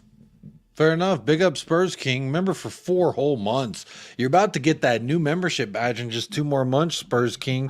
You're going to be getting the new Ainge Postecoglou cooking, and that can be your new membership badge. I have fun updating those. I might give some more out. I kind of find it a lot of fun. You can do it from the mobile pretty easy, putting new membership badges and photos, so it's kind of fun. But Big up Spurs King, member for 4 months, says, Joe Leone, buy a membership, you fraud. And big up. Joe Leone, hit a like. You don't have to buy a membership. Obviously, money is what it is. But I do appreciate Spurs King for this membership. 4 months. 4 whole months of supporting. What a guy. Big up Phil Coys. Peace out, Jacob, and the great panel. Much love. Till next time. Big up Phil Coys, another big supporter and contributor on the channel here. Big up Phil, my man. So look, it is nut crunching time. Chang, I know you got to go in just a little bit. Early predictions for Crystal Palace. They shouldn't have Olise and Eze back either. Apparently they're gone for quite some time. Jose is going to keep me honest on that if I'm lying or not, because my fucking predictions with injuries is pretty shit. Pretty shit. And Guehi's out as well. And Guehi's out. Yeah. Oh, So Chang, I'm going to throw it to you first since you got to go. Tell me what your score prediction is for that. How do you see that match going?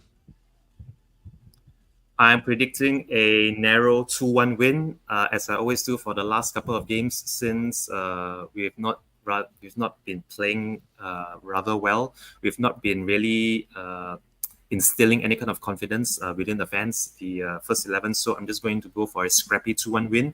I'm hoping that somehow or other Son Heung-min regains his scoring form again. If he is to mount a serious challenge for the Golden Boot contender of the season award, I would really love to see him back on the score sheet. But if not, either one of Richarlison, Maddison, or even Brennan Johnson have to at least get on the score sheet or provide an assist. That is the bare minimum for me.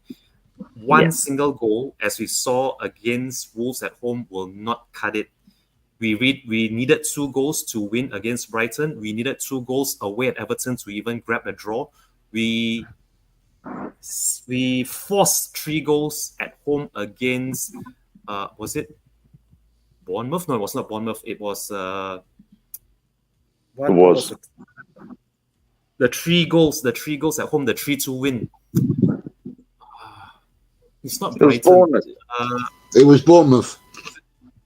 Okay, so it's Bournemouth. Yep, correct. Bournemouth was Neil, a 3-1 win, yeah. correct. Mope and Tony got the 2 goals for them. So yeah, the 3 goals. So yeah, we have to score Brentford more than 3-2. Yeah, Brentford. Oh, Brentford. Sorry, Brentford. That's it. It's not Bournemouth. It's Brentford. So yeah, Bournemouth, we did have to win score with more 3 than a goals single as well, goal. though. So yeah. That is correct. Yes, that is correct. But my prediction remains the same. Is that we will go for a 2-1 win. Hopefully, we will keep another clean sheet. Although, if neither Udogi or Poro make it back, that will be very difficult. 2-1 for me would be the prediction, and hopefully, God knows, God willing, we will be able to keep a clean sheet this time. yeah. We need.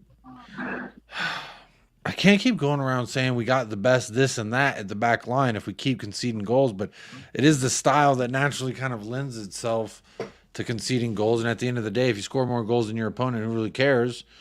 But is it sustainable? David Shear, let me ask you, Crystal Palace coming up, is there any way we can keep a clean sheet? I mean, it's Crystal Palace. They're not lethal in the attack.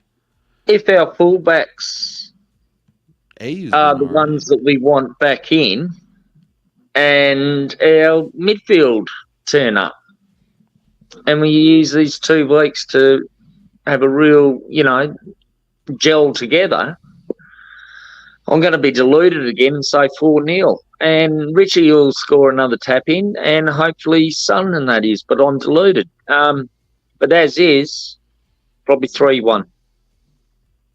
3-1. A little cheeky 3-1. I'll take it. Yeah. Is it a dominating 3-1 or is it a flattering 3-1? A dominating 3-1.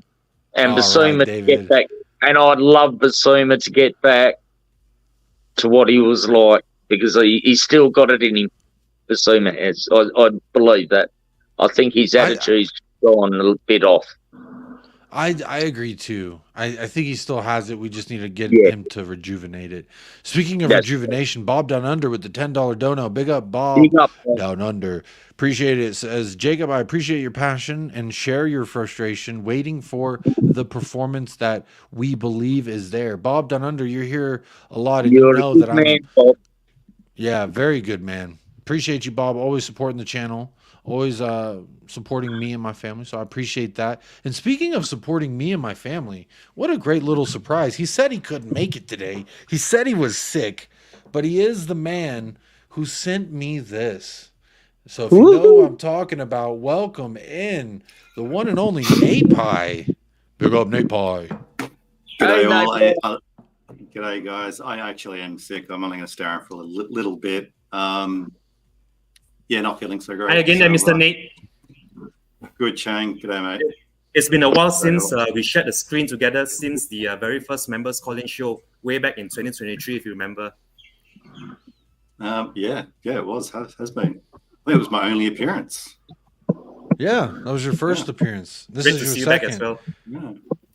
Nate, I'm trying to get you on to join me for one of the episodes so I can really dissect you further. But real quick, Side Dancer, big up, a member for 4 months as well. Long time members, 4 months. That's a big commitment there. I've had relationships last a lot less than that, and 4 months, it's quite some time. So big up Side Dancer. Always here says big up Jacob. Keep the great content coming. Big up Side Dancer. Big up Bob Down Under and all the sponsors of today's episode. You will get a shout out at the end of the episode as always. But Nate, my man, first of all, now I can see you face to face. Thank you so much for blessing me and my family with some great Tottenham gifts, some great Australia gifts as well. No props, mate. But talk to me. Where are you at as a fan, as an Ange Postecoglou man in Australia who knows of him? Because David's alluded he's a legend in Australia, and I would assume so. He managed Australia quite heavily, and I've enjoyed some of the things he said to the media as well. Because honestly, fuck the media, fuck journalists is kind of where I'm at. Even though I used to work with some, and I love some journalists, but I think the whole. Never mind. I'm delving on a point that I'm not trying to get to. Nate, let me ask you the question if I could spit it out. Where are you at with Ange Postecoglou in this tenure? We're 7-8 months in. A lot of people saying, "Oh, this isn't great." For me, not enough quality to sustain the philosophy, and I'd rather see a consistency in philosophy rather than an adaptability to lack of quality.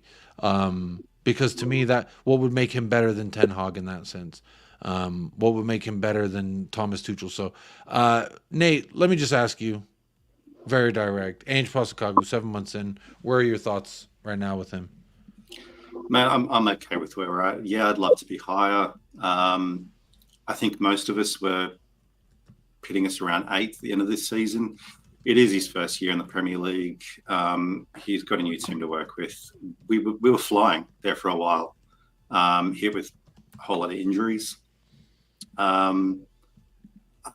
Yeah, sure, I'd love to be higher.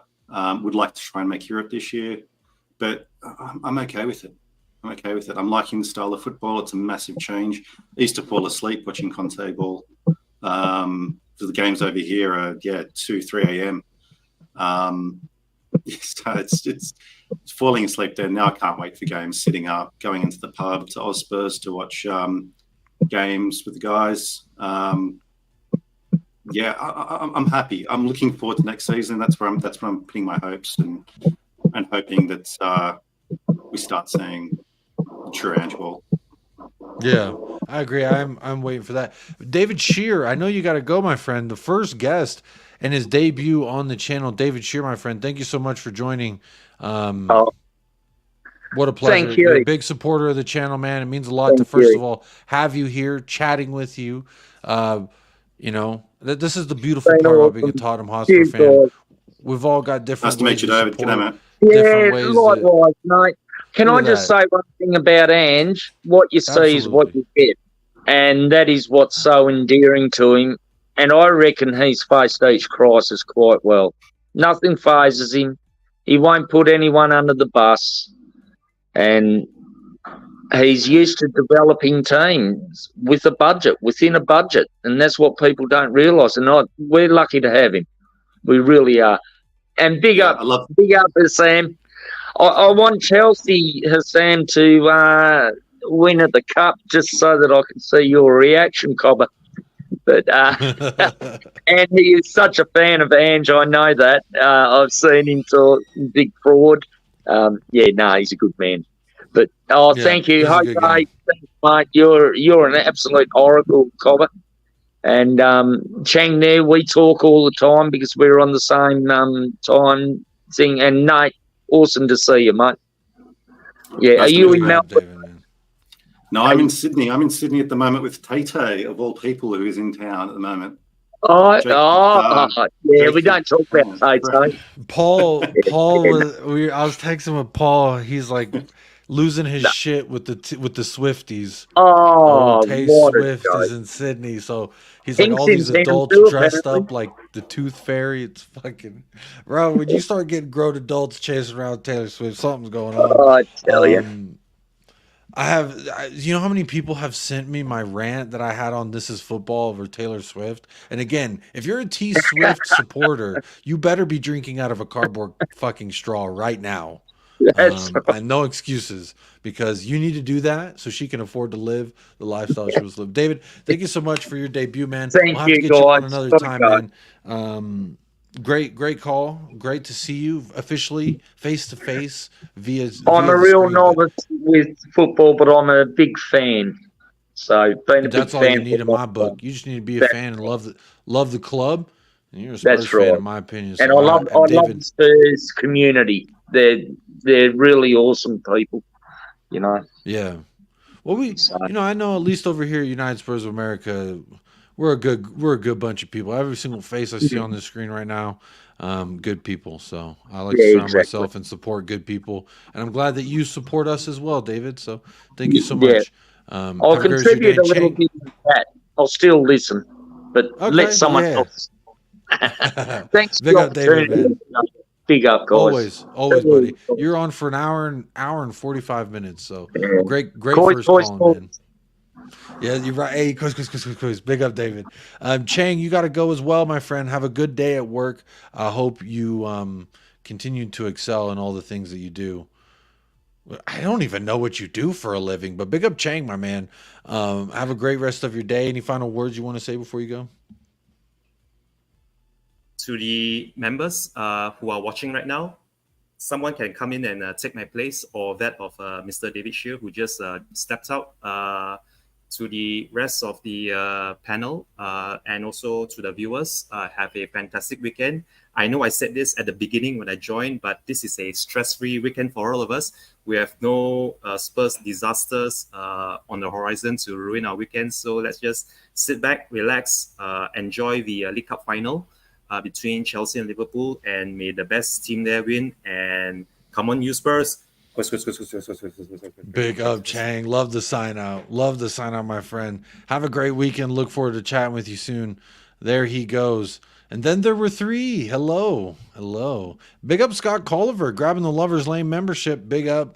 Thank you for grabbing that membership. Look, my wife has officially poked her head in here to give me the old some odd amount of warning. I'm not going to say it's the 5-minute warning, 10-minute warning. Who knows? Last night, she was like, how much longer are you going to be? And I was on El Aqua, so you know how those shows can get, if I can go in 2-3 hours. And she was like, how much longer? I was like, oh, only about 20-30 minutes. And it was an hour later when I came sauntering out of the studio. So but big up Scott Culver, big up Taylor, another goat of the chat, the lone and solo member of the Soggy Undies Club. Big up Taylor, how you doing? Good to see you in the house. And then David Shear gifting 5 memberships. He just left and he's blessing the chat with 5 membos. So big up to the 5 people who just got their membership. Stay humble. Laws for Ange. Bill Waffles, who looks like a Liverpool fan, Waffles, and Maria Fernandez. Maria. Congratulations. I ain't talking Carlos Santana, but you just got gifted a membership. Nate, got a question for you, my friend. Sure. This is the question I asked everyone so far. So I'm going to ask you. Front three, how many need to be replaced in the starting front three? Starting front three next season, I'm saying we need two out of three need to be changed. We need 2 new wingers, or we need Brendan Johnson to be the man that I guess some people think he can be. Where are you at, Nate? Some people say 3 of 3. Some people say just give him time. It's going to be an interesting transfer window coming up. I mean, Sonny's still going to be there, without a doubt. Yeah, I mean we're playing in Korea in the preseason, so yeah. I mean, just looking at the front, I would say that I'd like to see Don Lee, Santiago, and Scarlett all go out on loans. I think some of them already are. Hill, I'd like to see go. Unfortunately, I don't think it just didn't work out. I mean, of the players we have at the moment, I mean, it's going to be Richie, Son, and Werner, but Johnson as well. It's tough. I'm not sure. But next year in the summer, are you picking up Werner's option? I'm not. I don't think so. What do I know? I'm really excited to see what Andrew's going to do. Now that we've got funds and a lot of teams aren't going to have that to spend early on in the window as well. Before I can't remember the deadline, but a lot of clubs will need to sell players in order to make profits for the I think it's the PFS. I can't remember the name of it. Not sure. I don't know who I'd like to see come in. Well, as long as I throw this to Paul in a very easy way because he's like, Jacob, I remember I had him on, I think in the summer, and he was like, Jacob, I don't know why you're asking me about players that I would like to see. He's like, I don't watch anyone who isn't Tottenham. I watch Tottenham and maybe some international matches. So he's like, I'm not a scout and I never will be. And so rather than names or people, just what positions in this 11 for you have been underperforming? Big up Sam with Stateside Lily Whites. For me, there's a clear problem in our midfield and in our attack, in my opinion. And it's something that needs to be fixed. And I love the point that David made very early on in the show, which is we're 25 matches in now. Surely Ange Postecoglou knows who can play his style and who can't. And so we're all kind of hoping for, in this summer, another summer like we had last summer. Get some deadwood out, get some new blood in. January, do the same thing, get some deadwood out, bring some new blood in. And then by this time next year, we could be looking a lot different. So with that in mind, what position specifically have you been feeling like we need an upgrade? I don't know who, but this is clearly not working in this position. Yeah, look, anyone we bring in should be brought in as a first team player. We need that quality. I would say right wing is lacking a bit. I think Johnson is a backup player. He's still young. I'm hoping he will develop and become the player everyone believes he will be. We've got some exciting talent coming through as well. But I think at the moment, right wing, I'm not convinced by Kulu. I think he's been a bit inconsistent. And definitely striker as well. Richie's been too inconsistent. At least we've got Son there. I think right across the front we can improve. I heard you guys talking about midfield earlier, and that's a tricky one. I don't think anyone's playing particularly great there at the moment. We have the quality. I think it's just been a combination of international matches and injuries, returning to fitness. I don't think we need to do too much in the midfield. I think Højbjerg will go. Bring in someone else stronger, a first-team player. I think Madison's nailed on for number 10 role there. maybe Lo Celso go as well. Skippy, I think they'll keep around for homegrown player status. And he can look. He gets a lot of hate, but he can do a job when we need him to here and there. I think he'd be great for cup matches. Defenses, I mean, is looking great. I think we definitely need a left back. I think that's probably the one position where we would look to get a backup player in left back, because I think Destiny's playing quite well. Amazing if we can get a better player. I don't know who that is at the moment. I don't know that there is a better left back right now. Yeah, Alphonso Davies, but still, I'm back. I think he's different gravy, personally. So we definitely need a backup there. And I do agree in the sense, like, honestly, I need another winger. I need you go out there. I'm not saying this guy specifically, but a big buy. You give me a guy that when oppositions, they ain't seen us line up yet, they say, if that guy's name is on the sheet, we need to pay extra attention to him. Names like Kvaratskhelia, Rafael Leao, Nico Williams. These are names, guys, I've watched over the years. You see them in the lineup, we will look a lot different. What they bring is another threat and a whole different dynamic that we just don't have at any level of winger in our squad. 100 million%, Jacob. 100 million%. You could get the three players you just named there, right? And you could probably get them under 200 million for all three of them.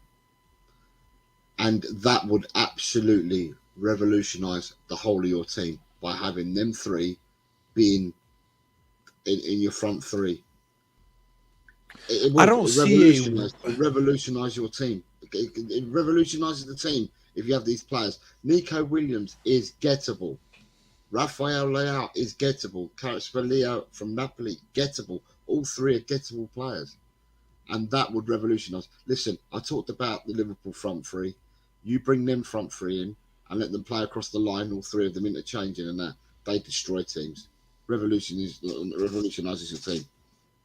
Yeah, there's no way all three of those, or even two of those names. I was even just one of them, please. Just one of them, please, would help. And speaking of one of them, we've got Colin joining the show. Hello, Colin. Nico Williams is coming to the end of his contract. The guy, the character at Napoli, is not enjoying his time there at the moment, and they're getting rid of the manager and they're bringing somebody else in. And Leao, I think Leao is come to the stage in his career where I think he's gone as far as he can go with Milan, and he needs to step up, and the step up will probably be leaving the Italian league. I think all three players are gettable, but you'd have to pay nearly 200 million for free. Fair enough. Real quick before I bring in Colin, I'm getting a call from Scam Likely. Shall we answer it together? Yes. Hello. From Dunn. I am actually looking for Hansu Zoe. Oh, you got the wrong number. You're from where?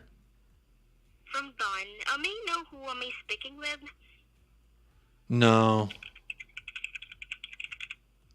I don't know what she said. I'm from Bun? I'm from Ball? The fuck did she say? Colin, how you doing? Wanted your info, dog. She just wanted that number. She's seen that hair, that beautiful. She's actually calling for my wife, apparently. So I'm like, maybe that was something serious. So I didn't want to be rude. I just said no.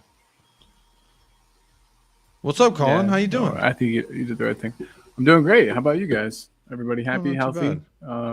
Doing. I almost said the Sean Butler intro, but I hope that everybody is good. Hope you're good. Yeah, all good. We were just talking a little bit about the squad, things we want to see improved, and the likes. I want to see the squad get worse. I want to see the squad get worse. Just kidding. I'm just kidding.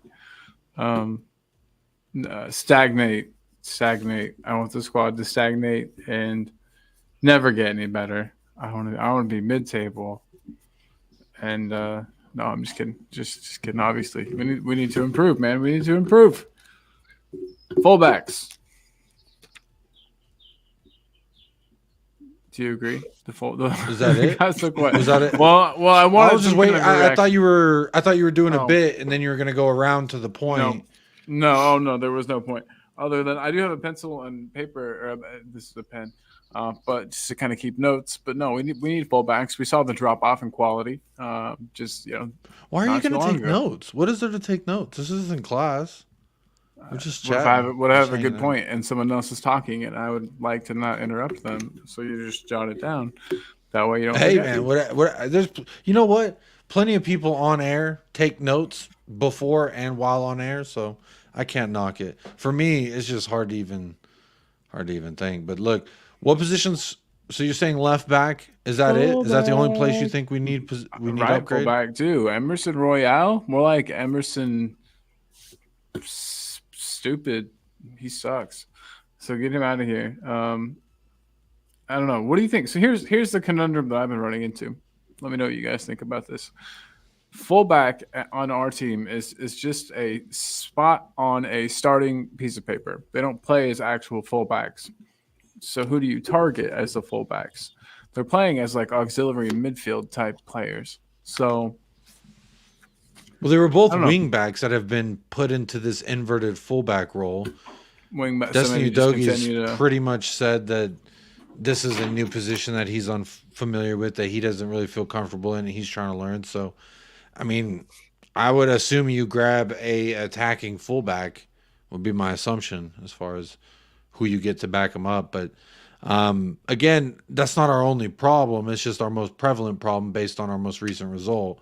So there's Yeah, that was me, very eloquent our the way you attack said that our last attack sentence. looks toothless. I think there has to be some kind of upgrade there, regardless of everything else. But look, we are almost on 2 hours, Whoa. so we will Jolene's be ending here. the show. Joe Leone's here. Joe Leone's always here, supporting the channel. Appreciate that. Appreciate you. But I will be wrapping up the show very shortly. So before I do that, I'll go around the panel. And I've got a final question for everyone here. So, Jose, I'm going to throw this to you first. Where's Tottenham finishing this season?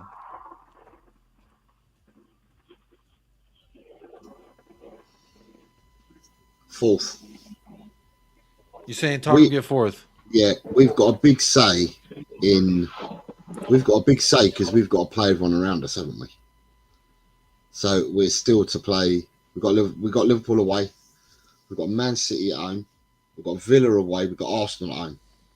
So the teams out and around us, we've got a big say on where they're going to finish up and what happens with them. But we've got a set of probably 5 fixtures coming up that will be the launch pad for the final 8 games of the season when we have to play some of them teams. Because, like I said, there's a lot of variables where we've had people that have been injured, people that are coming back from internationals, injuries, suspensions. You know, we've got all this. So the next for 5 games, if we can get players fit, raring, up and running in the next 5 games, and get some results out of it as well, then it leads us nicely into the last 8 games of the season when we play all those around us and we can affect titles, where titles end up going to, and we can also affect our own course of where we can finish in the league as well. But I'm honestly thinking that we can finish 4th this year. Fourth. I've seen 2 chats come in. Big up Nick. Lazy 8 says 5th. Chris Pistol says 5th. And big up Panda. I see you in the chat a lot, my friend. Great to have you on the show. A debut of sorts. Welcome. How are you doing? I'm What all up? right. I'm all right. I'm usually rushing to catch some of your shows after work, but usually your time slot comes in when I'm on the train, so I can't really join or whatnot, you know. Where are you calling in from? I live in the Big Apple, New York City. Oh, Yeah, dude. Fun. New York City, the big big- dusty yeah, apple. I've been there twice, and I was left with a pungent smell of urine the first time. But I did see some amazing Broadway. I saw The Color Purple. I saw Legally Blonde, and I Nice, saw Oz, I think it was. Wait, what's the one where it's about the witch? I saw that one as well. Oh, Wicked? that's Theater Wicked. guy. I enjoyed it. Wicked. Wicked. Yeah, Yes, Wicked. that's what I'm thinking of. I love the entertainments in New York. It was just, I was in high school and I remember being like, there's a lot more homeless people here than I thought. But then again, I was young and I quite didn't know like the full scope of the American way, shall we say? But without getting too political, let me say welcome, man. Lazy 8 says hello. He's sitting at work on 15th right now. So we've got some New York friends in the house. So you're not alone, my friend. Welcome. 15 East Side or West Side? This might become an East Side West Side battle here.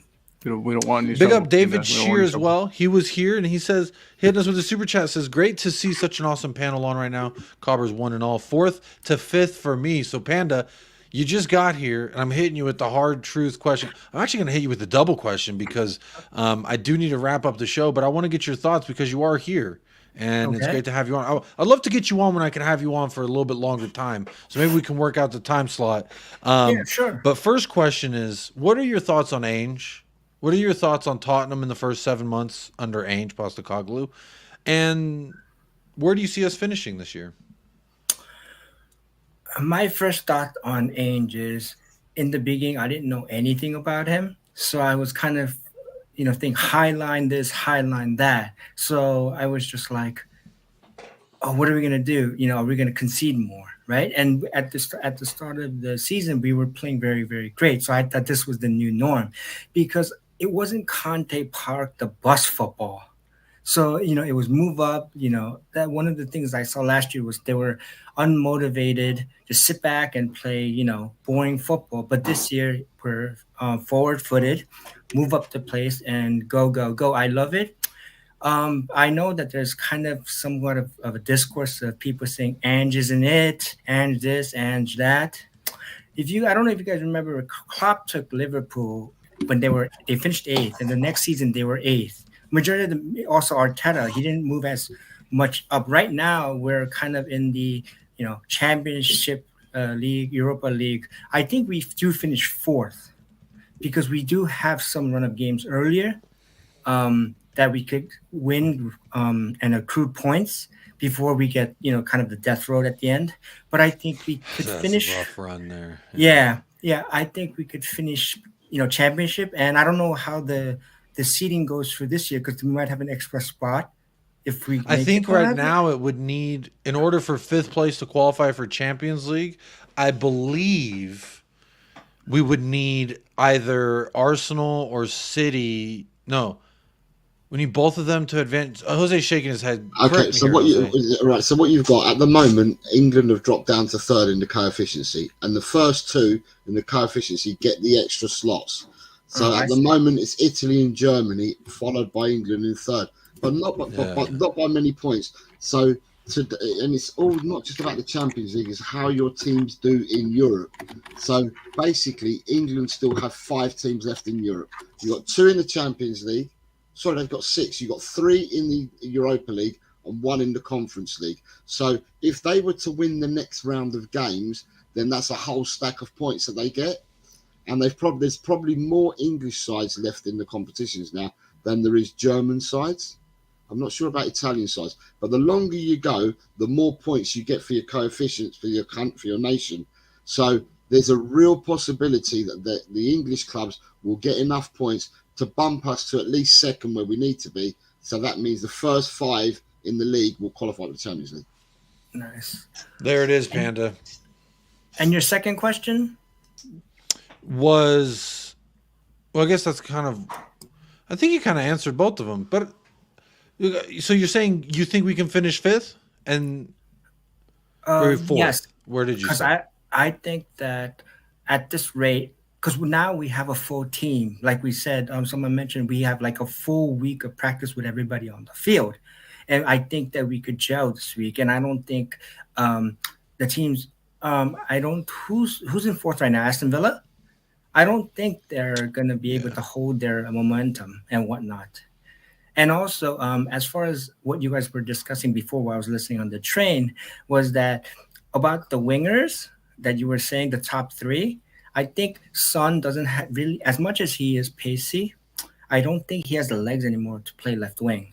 So I think we should put him at striker, at false nine striker, make him move more centrally, and then let Kulusevski and Brendan Johnson battle it out on the right wing side. And I think, for me personally, I want Daniel Levy to show us that he wants to win, and he wants to show us that he wants to go for it. Because I think they should sign Neto.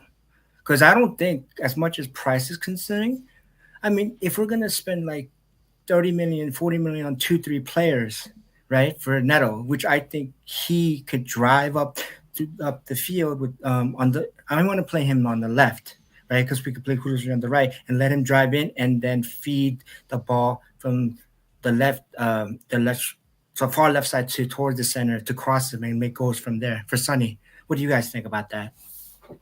Yeah, I think that Son, for me, moving him central with there was someone in the chat earlier being like, Jacob, you don't know ball. Son can't play through the middle. What chances is Richarlison getting?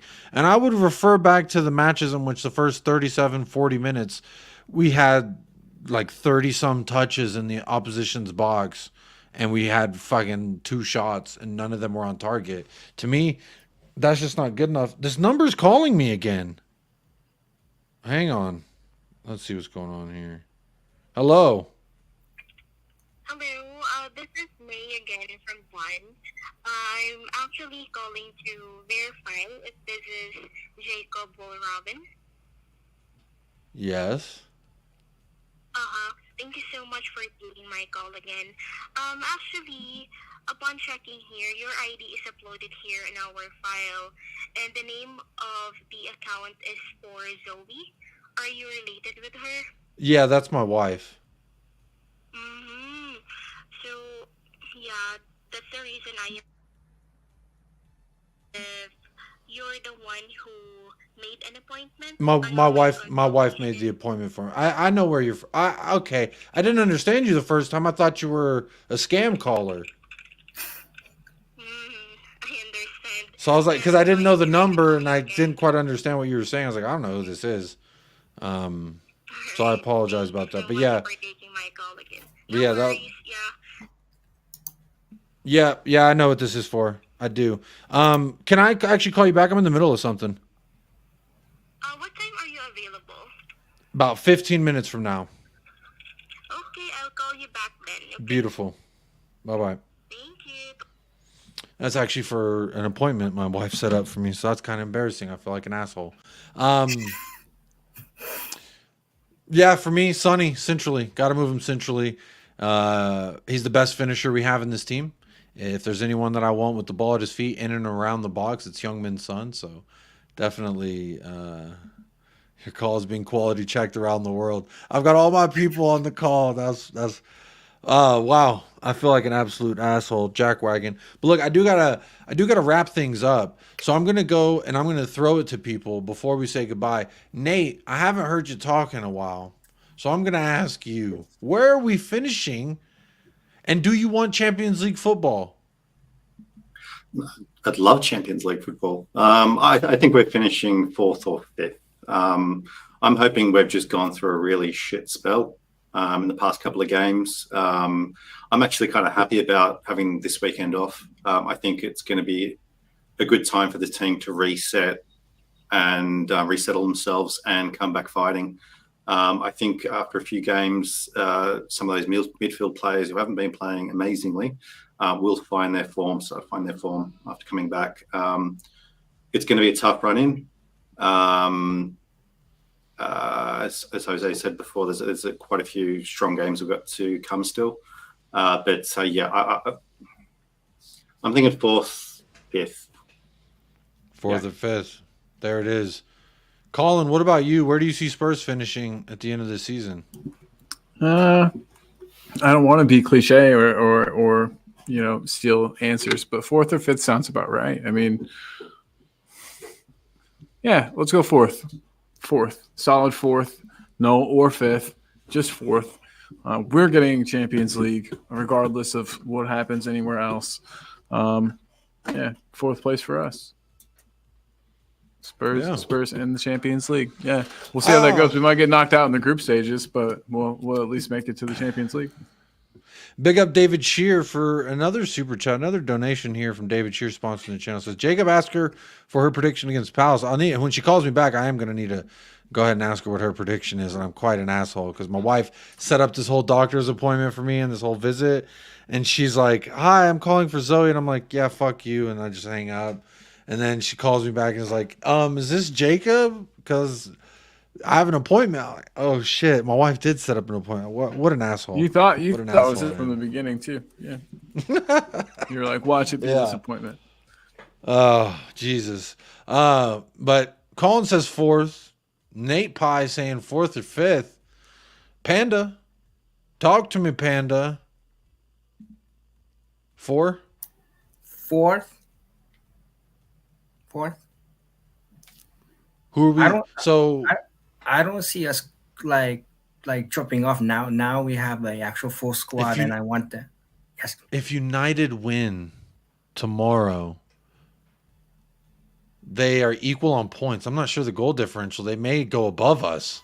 No, we've got 13 better goal difference than them. They're on +1. Okay, so we'll be even on points, but goal differential in our favor. That to me, we were 11 points ahead of United at one point.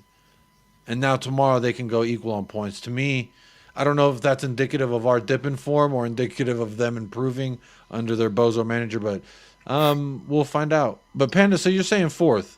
We're getting it over Villa and United. Yeah, 4th. Yeah. I also want us to make Champions League because I want Levy to spend, to see for the future, we take one step up, and I want him to spend somewhat, somewhat of money. Because apparently we're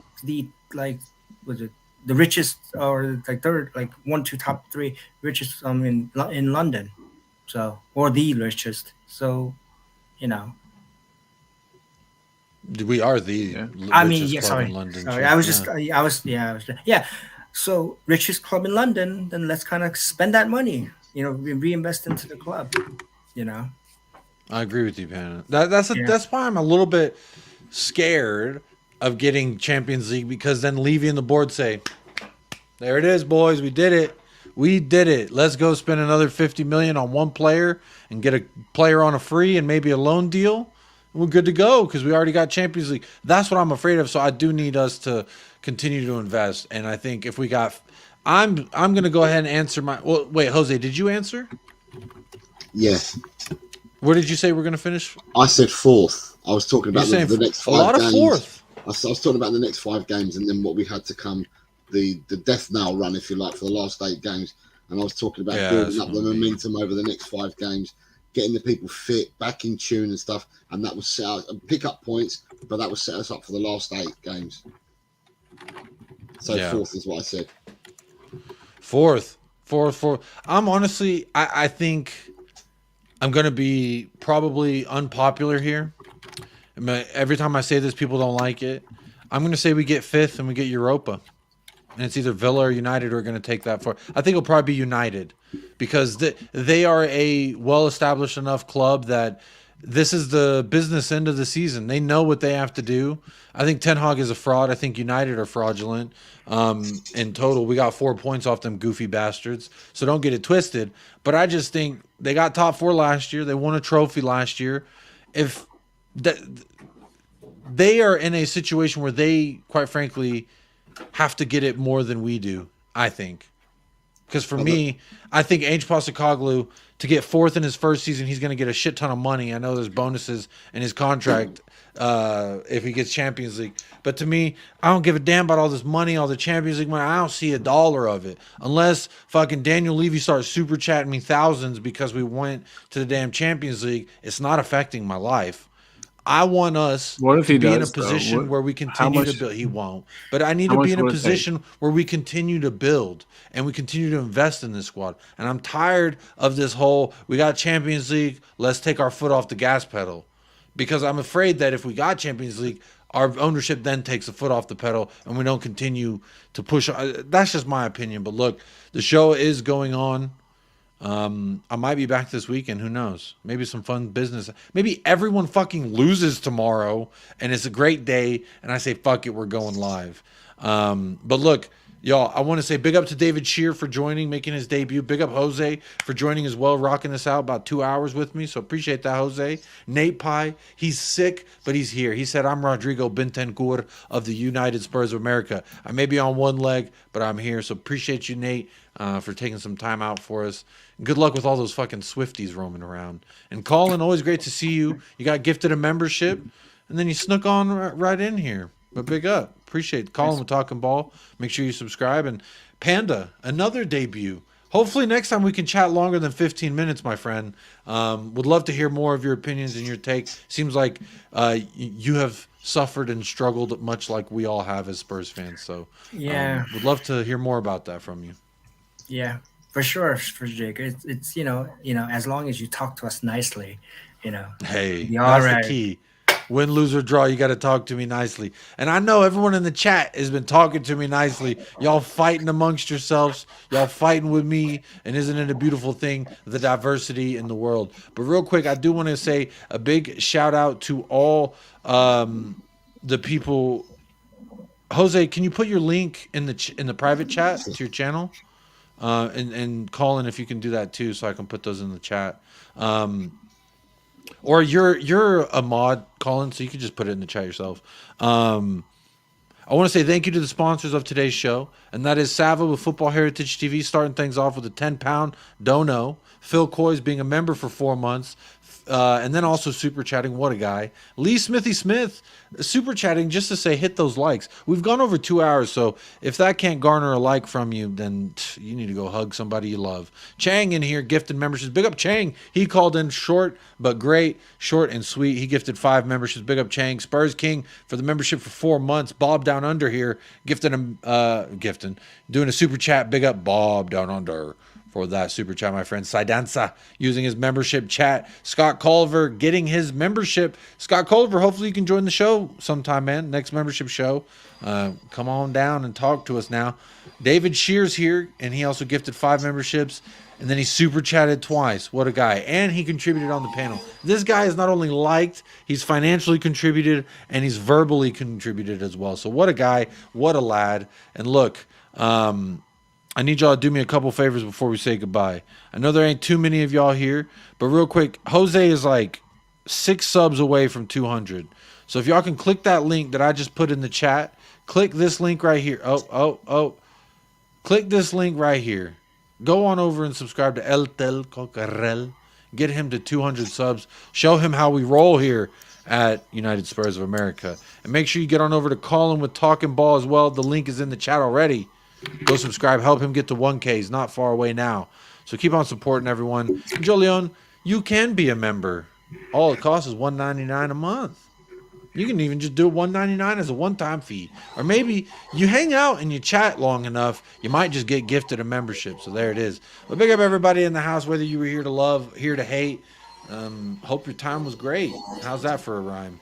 But look, y'all, we'll be back at some point, so make sure you hit that notification bell to get notified the next time I go live. Obviously, no match this weekend, so don't know what the fuck we're going to do on the channel. Maybe we'll just do a haha at everybody show or something, but we'll find out. But until next time, after you subscribe and you've hit the like and all that fun jazz, I need you to do a couple more things. Super fucking simple, super easy. I need you to stay blessed. I need you to stay fresh. I need you to up the lads. And as Panda said, talk to me nicely. Of course.